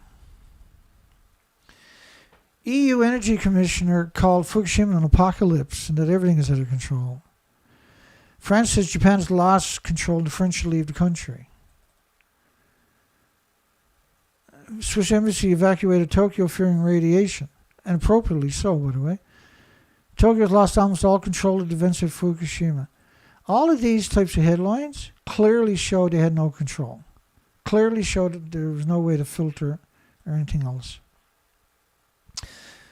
Nuclear report warns of an apocalyptic scenario at Fukushima in the weeks ahead. The weeks ahead, folks. This could one day be considered the start of the ultimate catastrophe of the world and the planet. And the International Atomic Energy Agency is now making the assertion that nothing, and I mean nothing, got out of the buildings that don't even exist anymore. And the world thinks this is going to work itself out. The world thinks being silent about this is a solution. Clearly, you have serious health issues, mental issues. You think that this is not going to affect you, no matter where you're to on the planet. If you think this is not destroying your loved ones currently, you're pathetic. You need to get educated, get your head out of your arse, and get busy like me. You need to learn to speak up. You gotta get brave. You need to gut up. You got no time left. That clock stopped ticking in 2011. It's time for you to get busy. It's time for you to speak out against the International Despicable Atomic Energy Agency, which is actually nothing more than a genocide, an omnicide machine. Should the International Atomic Energy Agency be banned for pretending Fukushima contained the radiation? Well, not only that, they should be charged with crimes against humanity and omnicide. 1,000 years from now, the water will still hemorrhaging from Fukushima. International Atomic Energy Agency's version is water meets the global safety standards. There is no safety standard for anthropogenic man-made radiation. And the International Atomic Energy Agency standards are based on natural, not anthropogenic man-made radiation. It's very dire times. There's nothing more important than dealing with this issue. There's nothing more important than having a conversation, a real conversation. I'm going to turn the volume down because it's going to get a little bit noisy.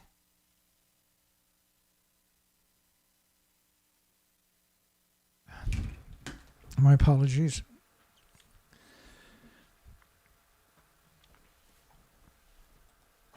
The International Atomic Nuclear Watchdog deemed that discharges of the treated water, they can't call it treated, you can't treat this. It's radiation, you can't treat it. To be consistent with international safety standards, which are their standards. There is no standards. In its first full report since the release began in August last year, so to suggest that nothing got out of the buildings until August last year, and that was controlled, why is the world sitting in silence?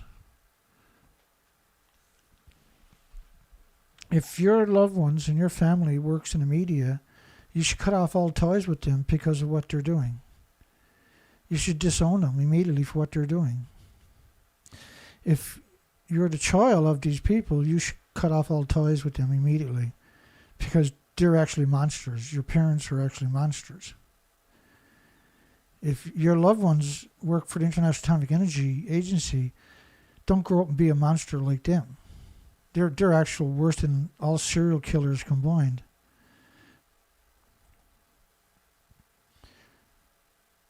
The International Atomic Scumbag Agency, Task Force, Scum Force, reviewing the safety of Japan's discharges to the ocean, released a report on January 30th.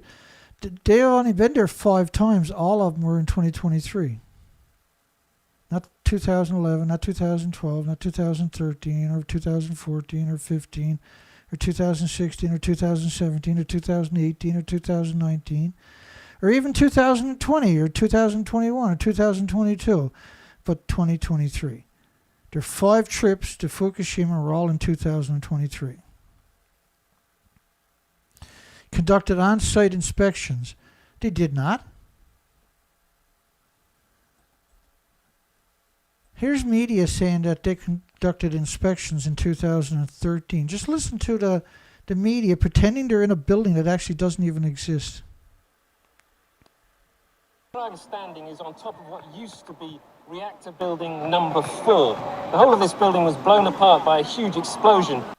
We are here inside Reactor 4 at the Fukushima Daiichi nuclear power plant that was severely crippled during the earthquake and tsunami of 2011. Of the decommissioning work taking place here in Reactor 4. At the end of our tour, we were checked for radiation exposure. In 4 hours, I received the equivalent of less than a chest x-ray. 1,500 highly radioactive fuel rods inside this pool. They've got to move them outside of this reactor. So how many people actually believe that they're in a building that don't exist? How many people think they're 100 feet above, 120 feet above that building over there? What kind of planet is this that we allowed this to happen?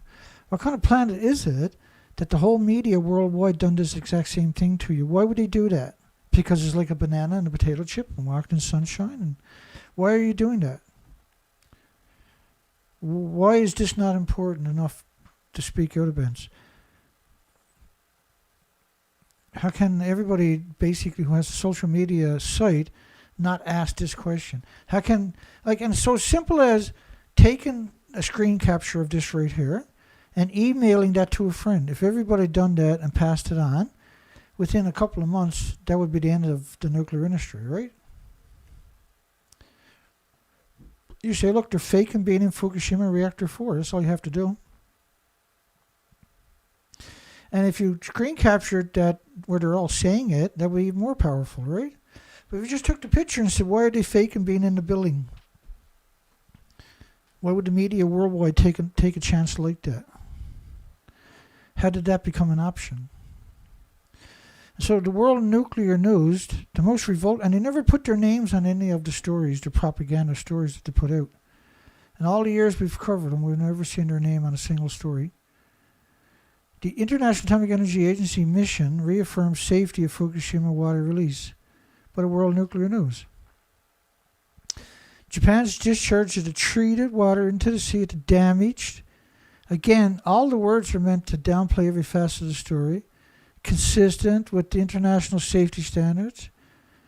The IAEA task force monitoring the releases included in its first full report since the water discharge began last year.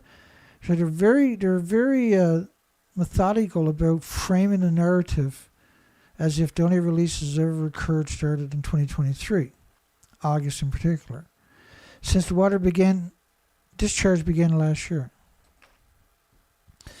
At the site, contaminated water, in part used to cool the melted nuclear fuel, is treated by the Advanced Liquid Processing Systems ALPS, which I showed you the documentation earlier, and there's zero possibility that thing can work, or it would be everywhere. Everybody would have an ALPS system, right?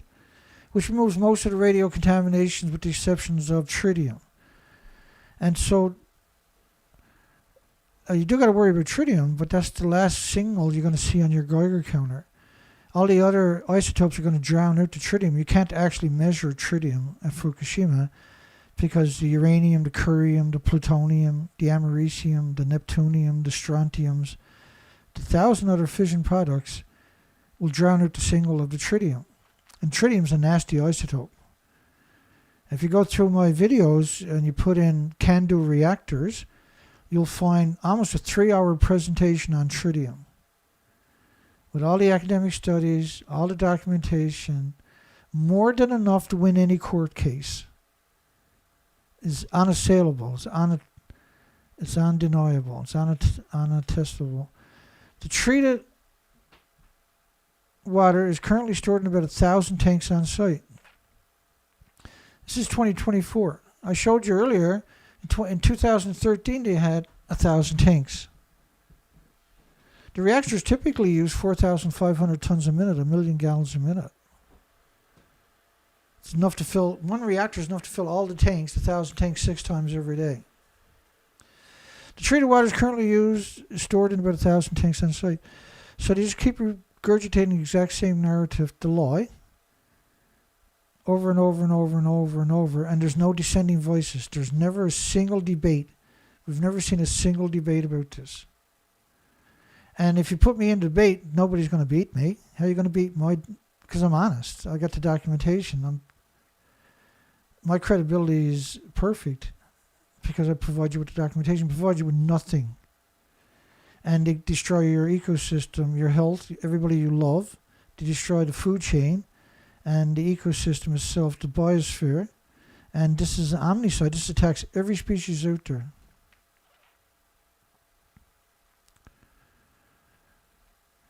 I can barely contain myself sometimes. I'm that upset. Japan starts to discharge the water on 24th of August, 2023.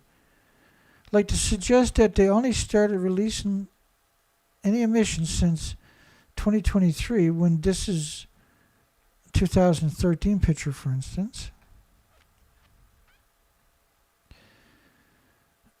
And some of these people are just freaks. This creature right here, seriously, this is a monster. She promotes nuclear like I've never seen anybody that evil in my life. Seems like a normal person, right? But they're not. There's something wrong with them. There's something physically, mentally wrong with these people. And let me give you some models of the radioactive fallout from Fukushima, from other countries. Bear with me. This is Neptunium, I believe, 241. Yeah, Neptunium 239, based on 20 days of radioactive fallout. Here's the Norwegian Institute for Air Research showing Xenon 133. So you got a Neptunium 241 model covering the planet after 20 days. You got a Xenon 133 covering the entire planet within 20 days. You got a Cesium 137 model from France's government covering the entire planet within 30 days. This model is only 9 days of fallout, by the way. This goes to the 26th of March 2011. This is 1 to 10 million atoms of cesium 137 per liter. Backed up by studies, I might add.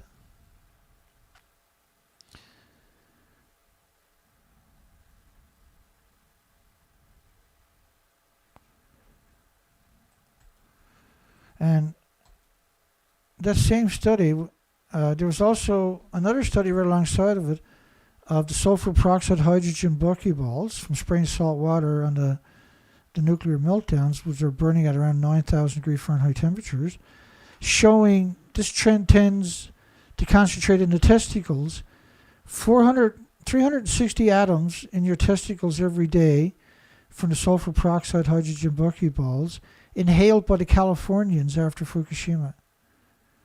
These are absurd numbers. So you can't just do that to the humans. This is applicable to every species.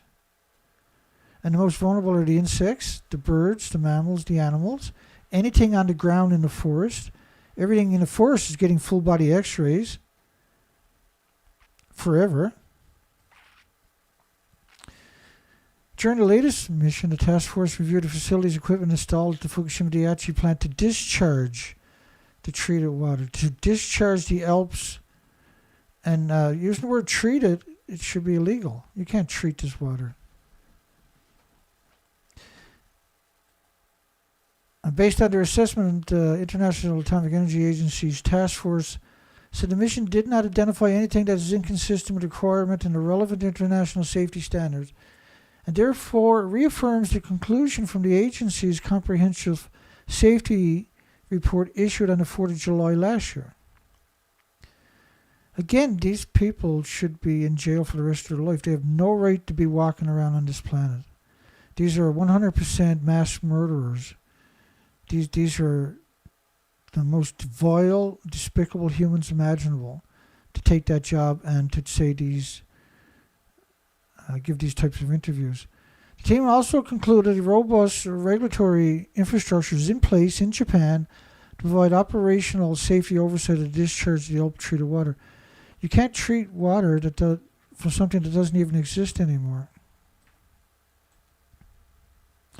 So the picture to your left and the picture to your right are both the official pictures of the same building. Which one do you think is real? Like, in all honesty, which one do you think is real?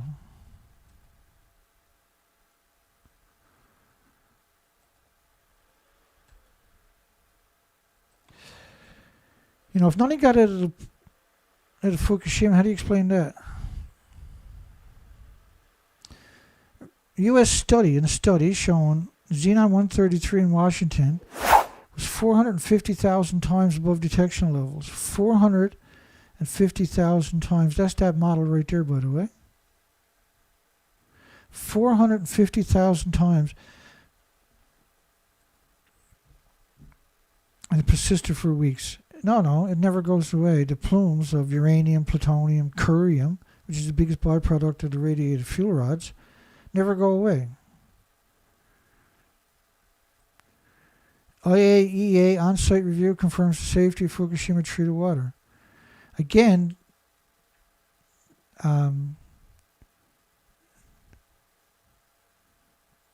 these are not regulatory agencies. They don't have the authority to say anything. Right? They're not a regulatory agency. And so why are they put on the pedestal? Because the regulatory agencies are cowards also. And they're not quite as evil as the pro-nuclear International Atomic Energy Agency is.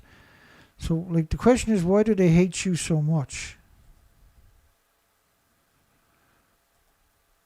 That's the question you need to ask yourself.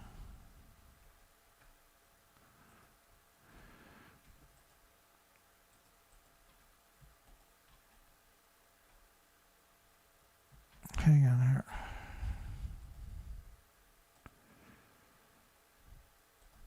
Where am I to? In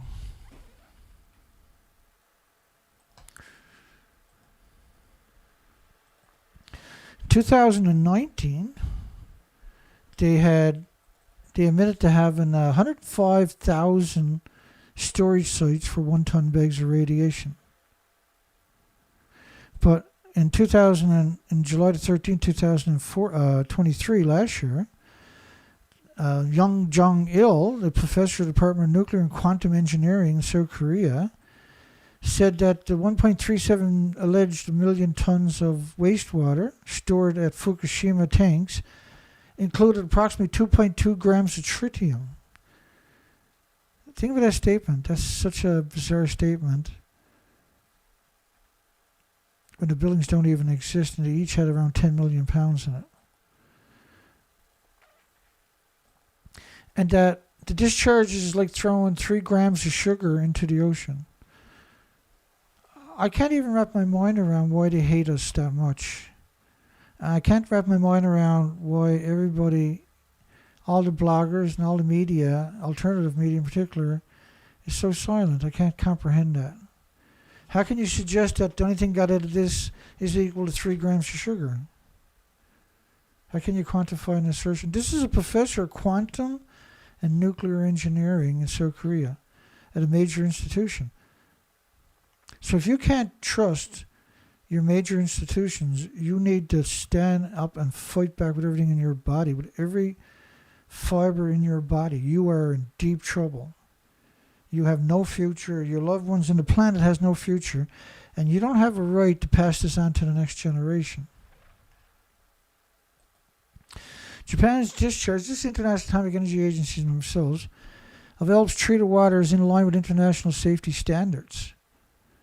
And that the new IAEA, that's right, new report confirms. Well, they have a special site they have a special site. Additional information such as frequently asked questions and a timeline of activities can be found on the International Atomic Energy Agency dedicated Fukushima Daiichi Alps treated water discharge webpage. So I went over there to see what the hell that was.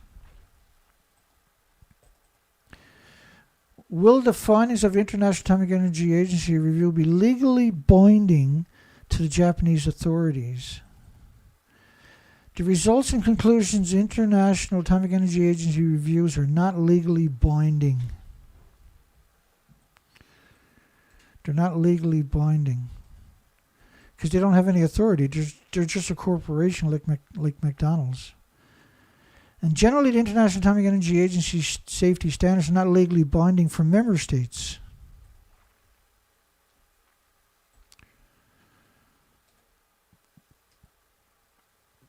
But they're used by the member states as voluntary basis as a reference for their national regulations.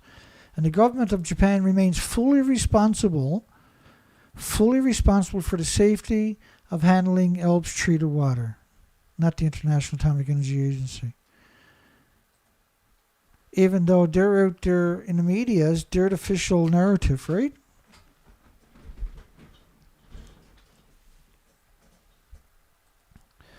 Where does the water stored at Fukushima Daiichi nuclear power station come from?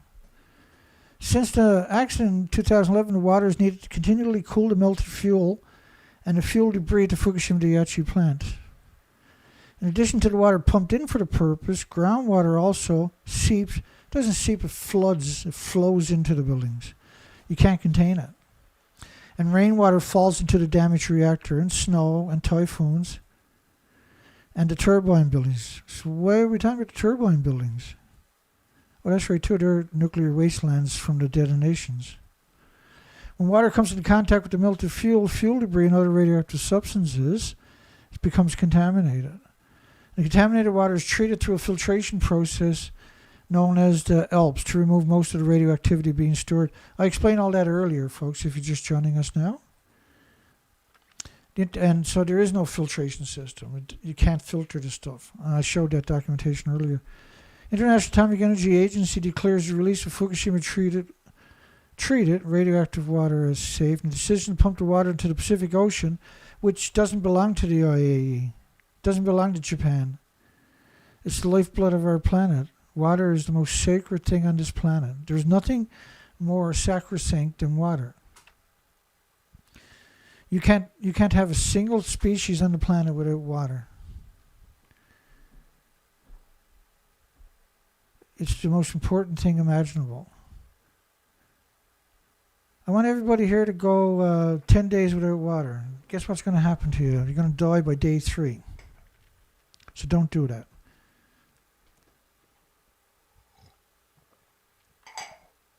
And the typical ocean, when you took a glass of salt water out of the ocean, was around 100 million creatures. And 75 to 100 million of that was the phytoplankton.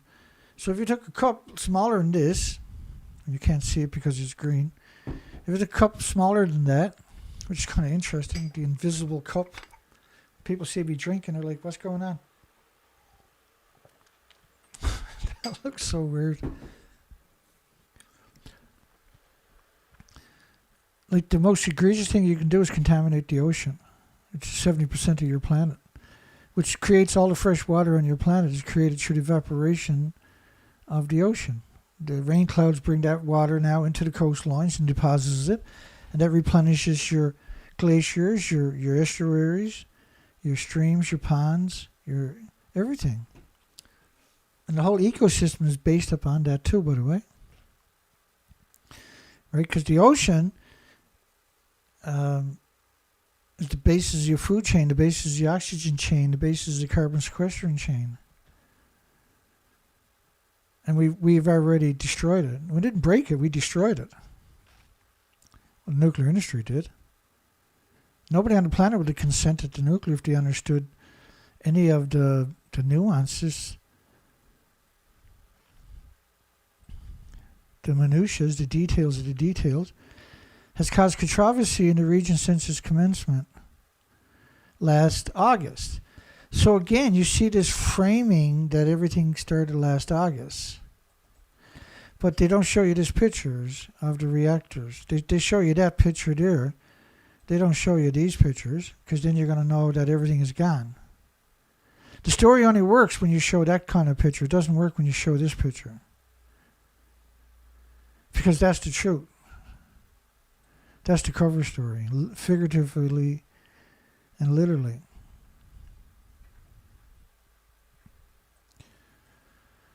Tritium has a half-life of 12 years and decays into helium, which is harmless. Think about that statement right there. Well, theoretically, anything is tritium-3H, not tritium, by the way, because it's man-made. And any decays of man-made, even when it decays down to lead, it's still not. It's still man-made lead. It's still mildly radioactive in the context of it's still releasing enormous amounts of energy. That cycle never stops.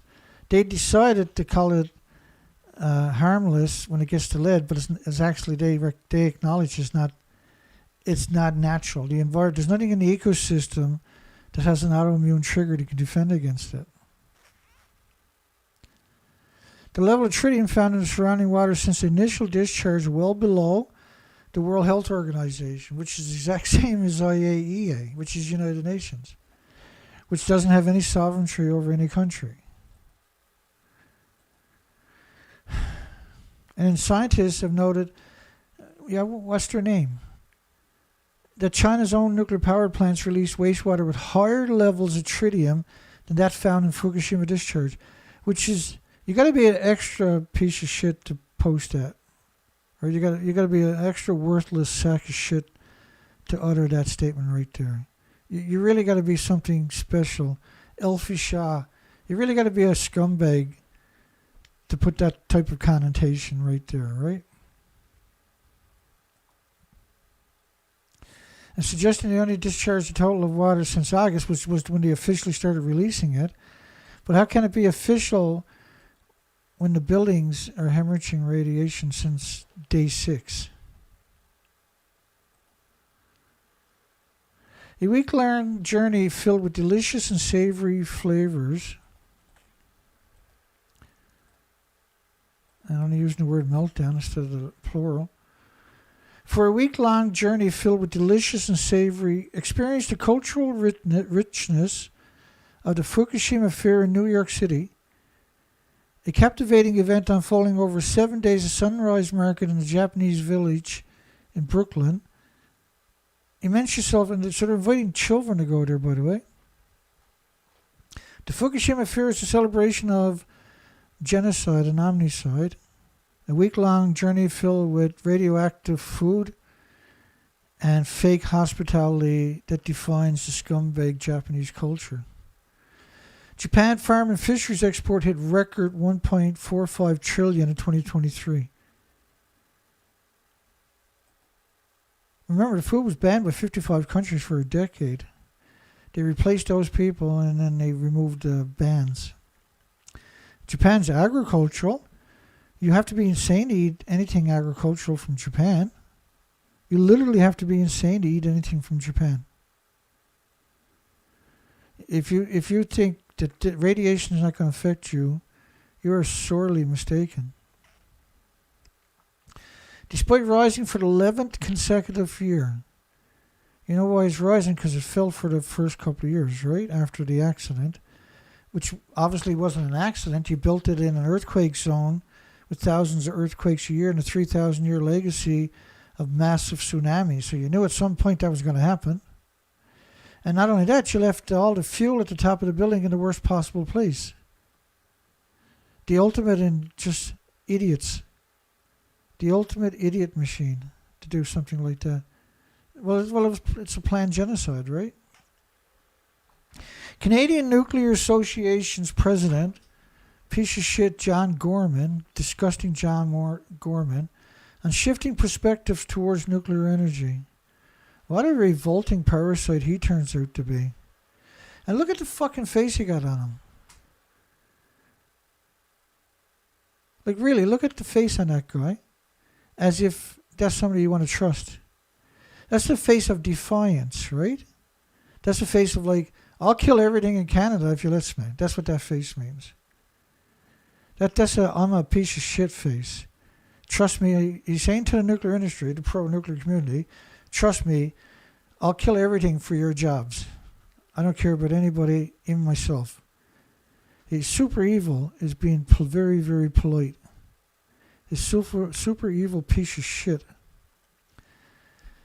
This week's Idiot Podcast, Scumbag Podcast, features degenerate Canadian Nuclear Association President CEO Fuck Up, Mr. Fuck Up himself, in conversation with host Adrian Poco Belly on the fresh optimism by global government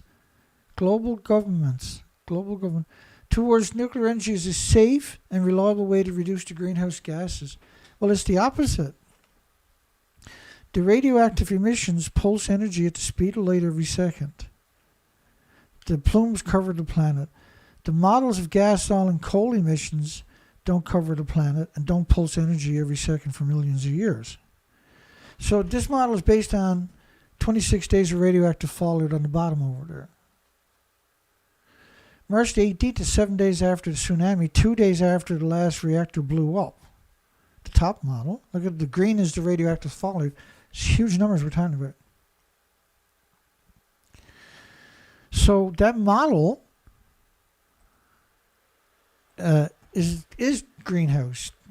80 years of emissions from nuclear is greenhouse. See, gas, oil, and coal emission is carbon. Carbon, you can't have... If you got no carbon, we will look exactly like the moon. There will be no species on Earth whatsoever. Right? And so this was cooked up quite a long time ago. So they knew after the nuclear war, you call nuclear testing, it's the same weapons, the same radioactive fallout. It's actually nuclear war. Like, the biggest Soviet Union bomb was equal to 3,800 Nagasaki bombs.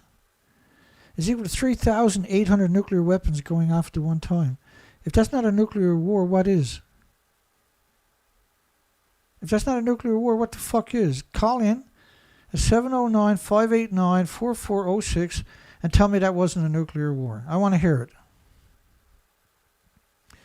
Call in at 709-589-4406 here in Canada and tell me 3,800 Nagasaki bombs, Hiroshima bombs going off at the same time is not a nuclear fucking war.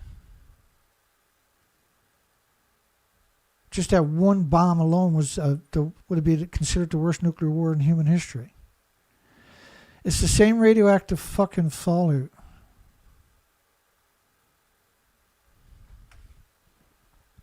So this sack of shit, this disgusting parasite, this maggot, this vulture, this leech on society, John Gorman. And look at his fucking face on this guy. That's defiance. That's not, hey, trust me. That's like, I'll kill everything. That's what he's saying to you with that look. Ford government wants to refurbish the Pickering nuclear reactors but can't say how much it'll cost. Well, the number they're throwing out there is $2 billion, right? That was the original number they started throwing around. But they admit it'll cost another $10 billion on top of that, even if they pull it off. And it's going to take about 15 years. You got any idea how many geothermal plants you can build with that money and in the first couple of years? You can replace all the reactors in just a couple of years with geothermal. All you got to do is go ahead and do it.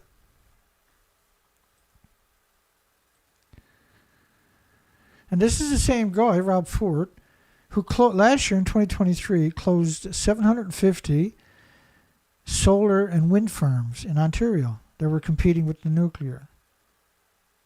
And then the $4.5 billion allocated to him, which is $6 million each, to build storage capacity, would have made the nuclear industry completely obsolete in Canada. And so they scuttled it. They closed it all down. They scuttled it so they can promote more disease factories. Because that's what a nuclear plant is. It's a disease factory, right? It's hemorrhaging radiation into your environment from the fuel pools. The minute you put fuel in the pools at the reactor site, which is after about 18 months, that's the end of your health for that whole part of your country. It's hemorrhaging radiation 24 hours a day. Because the fuel is still splitting atoms for the next million years. That's why nuclear waste is so bad. When you hear they say got no solution for nuclear waste, That's disgusting, not to say the rest of it, because nuclear waste is splitting atoms into your environment with no containment. So when you talk about nuclear, you say, well, don't worry about the radiation because it's in a containment. But 18 months later, it goes into a fuel pool with no containment. We're still splitting the exact same atoms as it would to power 1 million homes. Now it's released into your environment. That's why almost all nuclear power plants are surrounded by farms. Like, the world has to fight back. I can't possibly articulate it any better. Every day I do it. How important it is that and not fighting back is simple. All I gotta do is just be honest. Come out and tell the truth. And you don't have to be like me. I don't expect people to come out and be able to mimic me. Just do your thing. You're probably going to do better than I am because the industry has ostracized me now for at least the last decade. Right? But if you had 1,000 people or 100,000 people coming out with just 1 minute, 2 minute videos, the industry would be over in 1 year. That's the end of it. It's already the end of it. It can't even deal with me. It literally can't deal with me. It's literally freaked out by me. And you notice how my videos the censorship of my videos are stunning. It's unbelievable how, and I mean, they think that censoring me is somehow going to discourage me is a pretty pathetic mistake. See, they made a big mistake, and they continue to make it by attacking me and trying to destroy my reputation. And I didn't do nothing.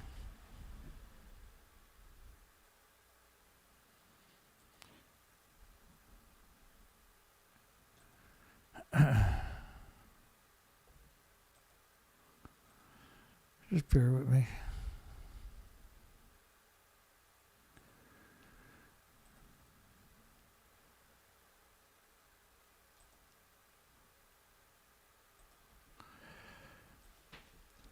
So the new trick they've been using against me is they don't give me my views after the live stream, for instance. And typically I only get 11 views, even though I might have 100 or 150 or 200 people, I'll only get like 11 views. Lately they jacked it up to 30 or so.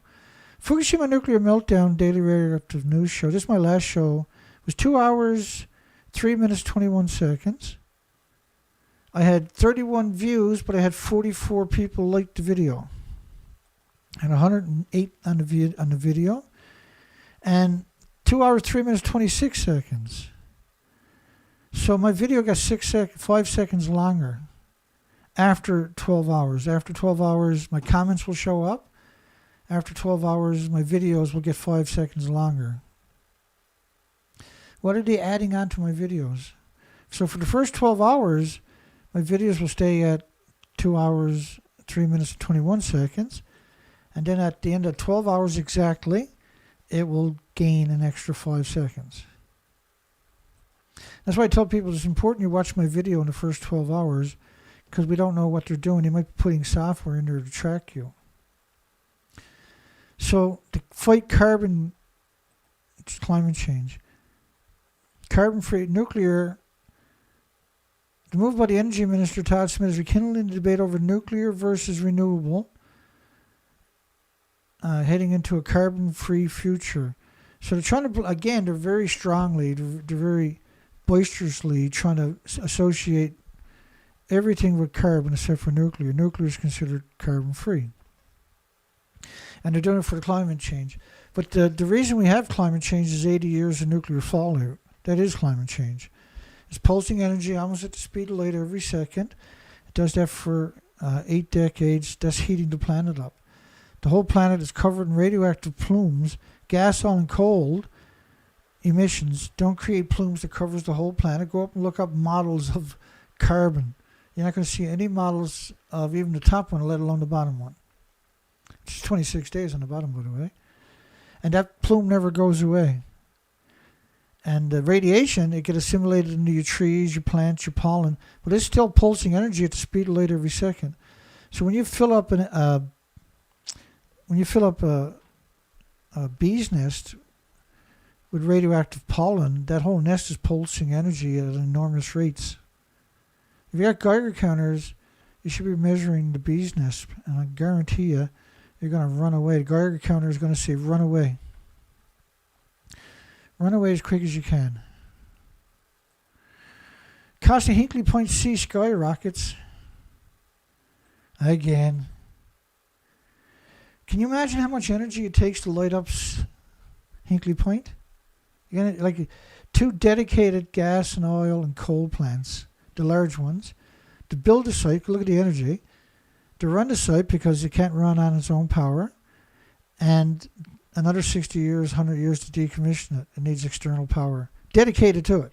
Gas, oil, and coal. They like coal because it's cheap, see?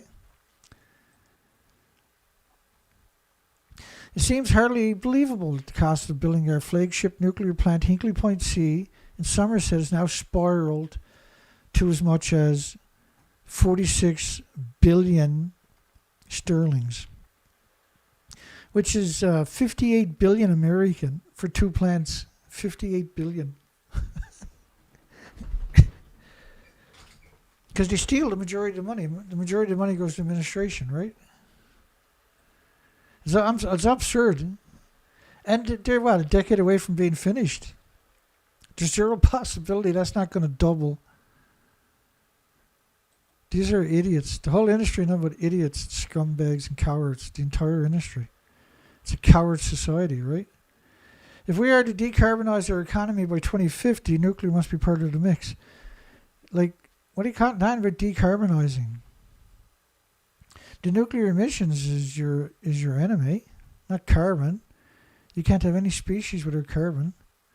Small reactor data center sites raises concerns. So, well, first off, I'm not worried about it because the reactors don't exist. There is no small modular reactors.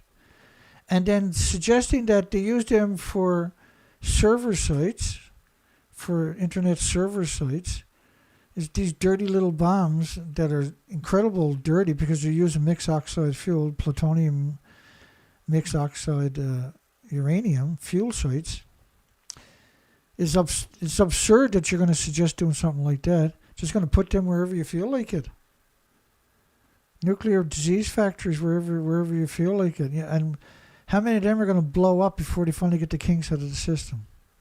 It's going to be a lot. Because you got all these different companies with no standards. Small modular reactors raise nuclear waste risk and distract from the real climate solutions. And we're almost through all of this. NRC names a new senior resident inspector at 9 Mile Point nuclear power plant. This is ex-military. Why does he look like he's stoned out of his fucking trees there? Look at him. Can't even get his eyes open. He's ex-Navy for 30 years on a nuclear sub. So that's the very last person you want in charge. It's the very, very, very last person you want to put in charge of a nuclear power plant. Right, a notorious scumbag. Holtec is going to get $1.5 billion to restart a shuttered nuclear power plant. That's never been done before. Holtec. Renewed interest again, and they got to use the word carbon-free in every story over and over and over. New lease on life to nuclear disease factories. Well, the reason they closed the plants down is because they're brittle from decades and decades of neutron bombardments. So that all the material in these very 1,000 psi reactors are brittle. It's equivalent to inflating your car tires to 200 pounds and driving down the road at 150 miles per hour. At some point, that's going to just wreck everything, right? That's what you're talking about. That's why they're supposed to be closed down, is because the whole building is, the whole site, 90% of the site is radioactive from neutron bombardments. So how are all the people on the site not radioactive too? It's impossible not to be, see? As the government seeks sources of lower emissions, electricity in the fight against climate change. Again, right, they use these connotations to lull you into complacency. Controversy, the Camden-based nuclear parts maker to pay a $5 million fine.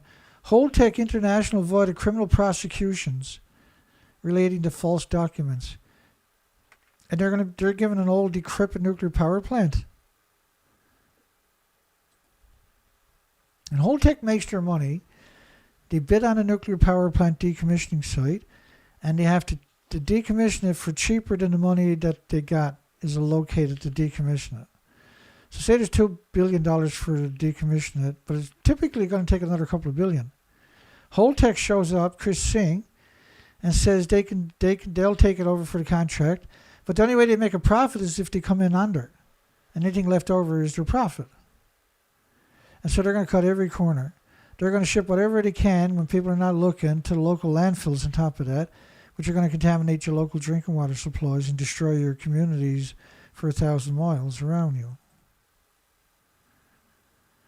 They're also going to have to submit to independent monitoring by the state for 3 years regarding any application for future state benefits.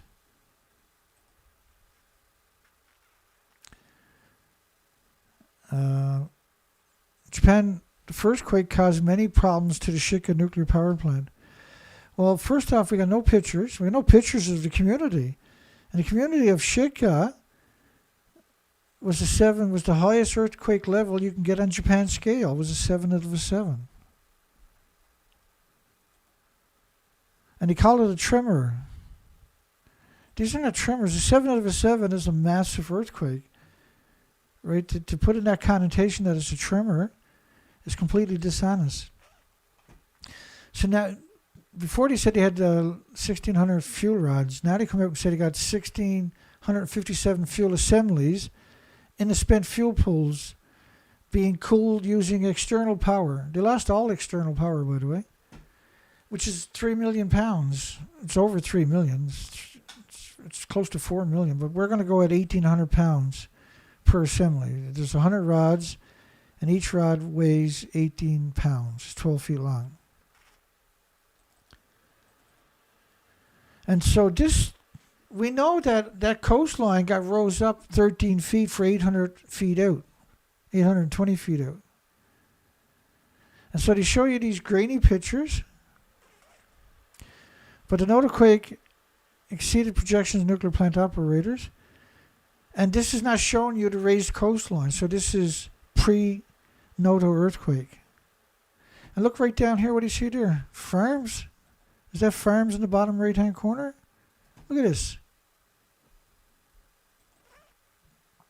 So these pictures are and remember they got steady snowfall after day 5, right? This is massive cover-up, what you're looking at right there. Fukai had 7 nuclear power plants. Shaken from the quake, partially exceeded projections by the company that owns it. The operator of the nuclear plant in Shika, where the tremor, what are you calling a tremor for? It's an earthquake, for goodness sakes. Measured a 7, the highest level in Japan's seismic intensity scale. So you're talking about the highest earthquake you can possibly have, and then you're going to call it a tremor. This is why a journalist is such worthless sacks of shit. A journalist is a worthless human. Well, it's a worthless something. It's not really human, is it? They don't have any human attributes, that's for sure. Hundreds of other residents of the town hosting nuclear plants submitted similar requests to the regulator's prime minister earlier this week.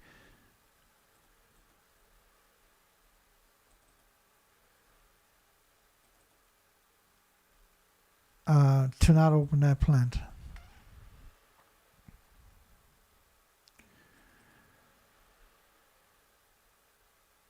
The industry is insane. Like, the only way you can describe it, because of the evidence, is these are monsters. The people that work in this industry are perpetual monsters. Pickering nuclear plant expected to be fully refurbished by the mid-2030s. So at least 12, 14 years. You can build a brand new nuclear plant with the same money, less than money, allegedly. And in less time than you can refurbish this great big stupid disease factory, which is supposed to close next year. To get $2 billion refurbishment, but that's not true. That's just to do the pre-work so it can pass the inspections to get a rebuild. So it's dirty. It's the dirtiest thing imaginable. It's a despicable betrayal to Ontario and the Canadians and to the 8 million species in humanity. We're almost through this. Conference of Parties, aka Constipated Parties, 28, pledged to expand nuclear capacity is out of touch with reality. Tripling the scale of the world's nuclear fleet by 2050 could cost upwards of $11 trillion.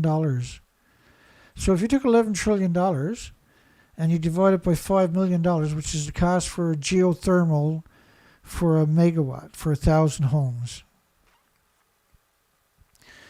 that's equal to 2,200 gigawatts. 2,200. Did I get that right? Yeah, 2,200 gigawatts. Let's say it's megawatts. So 2.2 gigawatts. Maybe I got that wrong. My apologies.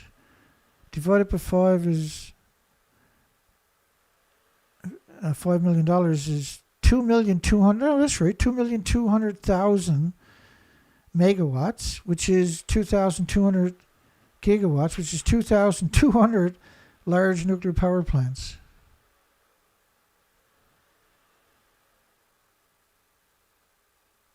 Of geothermal. And they could all be built in the next 10 years if you decide to do it. It's stupid technology, simple. Nuclear goes backwards again and again and again as wind and solar enjoy another year of record growth. Nuclear power suffered a net loss in 2023 of 1.7 gigawatts, where renewables was 507 gigawatts extra. Curb stomped the nuclear industry over and over and over 600 times, or 1,000 times.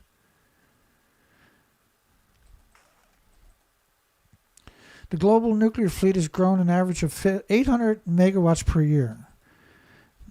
Conference of Parties, aka Constipated Party 28, pledged to expand nuclear capacity is out of touch with reality.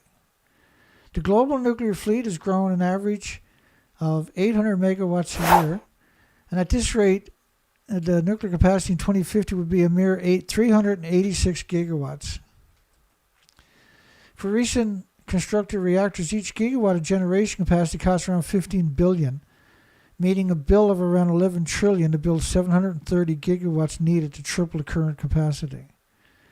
Each gigawatt of generation capacity costs $15 billion. So divide that by $5 million, and that's, you can have 3 gigawatts of geothermal for the same price. And you can have it right away instead of 15, 20 years down the road. NuScale, the higher cost per unit of generating capacity, was also seen in the case of proposed nuclear NuScale reactors. NuScale reactors would have involved 6 small modular reactors and a total generating capacity of 462 megawatts for an eye-popping $9.3 billion. And not only that, you're stuck with mixed oxide uranium or plutonium mixed oxide fuel. At that rate, building a gigawatt of nuclear capacity would cost $20 billion, not $15 billion. And what NuScale done, I don't understand. Well, they're being sued, right? But shouldn't they be in jail for that? That's a Ponzi scheme, what they done. And a hideous one at that. And then they set the whole renewable industry back on its heels. That cost would have likely been greater if the project had actually gone ahead and the reactor was actually built. So it probably would have been $25 or $30 billion for less than half a gigawatt. It's just one scam after a million scams, isn't it? The authors of that 2014 paper found cost escalations averaged 117%, and construction took 64% longer on average than projected. Well, that's being pretty polite, actually. And the cost of the Volt project rose from an estimate of $14 billion, was actually around $7, to more than $35 billion. Nuclear, the stupidest industry in human's history is nuclear. Can small nuclear reactors help solve climate change? It's ludicrous to suggest it. Well, climate action groups are calling for geothermal heating in Manitoba because it's smart. It's intelligent. Geothermal heat pump, key opportunity to switch to clean electricity. So just heat pumps, man. can regulate the temperature in your houses in the winter at around 60 degrees and in the summer at around 60 degrees. It's incredible. Like $5,000 to do the setup. But at the prices of fuel today, it's going to pay for itself in about 5 years instead of never, like nuclear. Guesswork continues over Japan's Rokusho reprocessing plant. That's 26 years behind schedule. I'm going to cover that story tomorrow, actually, because that headline should have been in my other folder. And that's why this show took so long tonight. It's a good thing I cut back on a lot of stories. And so I was burnt out. I was out in the shed all day yesterday. I bought a 12,000-pound winch. And so James Lewis donated 260. Thank you, James. My goodness. And Stephen Young donated 50. And Obsolete donated 128. And so I also bought a Pacific mount. They were on sale. A mount to put the winch in. And so the winch, I can use it in multiple places. I can plug it right in the back of the truck into the trailer hitch with the new mount that I got. And I can use it on the flat deck trailer. And I'm going to weld up a platform for the boat too, because I'm getting a hernia from trying to winch everything all the time. And I'm going to have to resolve that. And then Saturday I was out in the shed all day because I had bought a bunch of tarps on Friday. I bought the expensive, like the insulated tarps. And they're like 3 times the price of a normal tarp. And then I bought a 40-foot tarp for the shed floor, where we got the bikes and the trailers to. And because it's a really bad floor, the old tarps were, so I had to move everything out and then lay everything out and staple everything onto the walls. And then had to do the back wall because I was getting a lot of snow in the shed, right? And so that took hours and hours and hours. I was exhausted. And then yesterday, didn't do a show on Thursday because we've been running flat out for a decade. I had to take an extra day off. And then last night, I didn't have anything left in me. And I really wanted to do the show, and I was like, there's no way I can do the show. I'm just going to bust myself up. And I said, well, I was going to do one this morning. I'll make up for it, do the show this morning. It was the only way I can justify stop thinking about it, right? So we're doing the show right now, which is not in the morning. It was just afternoon when we started the show. And so I can let that percolate out till tomorrow night. We'll get back on the regular schedule tomorrow night. And tomorrow night's show is almost ready to go. Because every waking moment I am working on my shows. If I'm not working somewhere else, and I'm busted up, right? And so we took the money and invested it back into the operation as usual. And came up a little bit short, but we got everything accomplished I wanted to accomplish, so I couldn't care less. I'm totally thrilled that we got all of that done. It's done now. I don't have to go and bust myself up this week or next week doing it. And that secures the equipment in the shed. And then the winch was a bit extravagant because money can be used many other places. But it's absolutely necessary. I can't keep tearing my guts up. Right? I can't just keep doing that to myself. And you should see me when I'm doing the boat, winching the boat and stuff like that. Because I got to buy a new hand winch too. I was checking them out on Amazon last night. You can get the double gears hand winch. I rather use a electric winch, so I'm probably going to make up a mount for that. So that was a big win. I've only been talking for 2.5 hours. I just feel like I'm warming up here now. So I'm going to give up because I don't want you guys to take up too much of your time. 2.5 hours. I'm going to come in and close the poll down, I suppose. Let's close the poll down. Should the International Atomic Energy Agency be banned for pretending Fukushima contained the radiation? And I showed you all that at the beginning and many, many different ways during the show. And so if you made it this far into the show, I know it's early. I know we're off schedule. So people that are watching this later, consider giving me another thumbs up, and hopefully more people worldwide can hear this narrative, because this industry is exterminating everything and everybody, and we got to fight back. We don't have an option. We don't have a right not to either, right? There is nobody out there that is...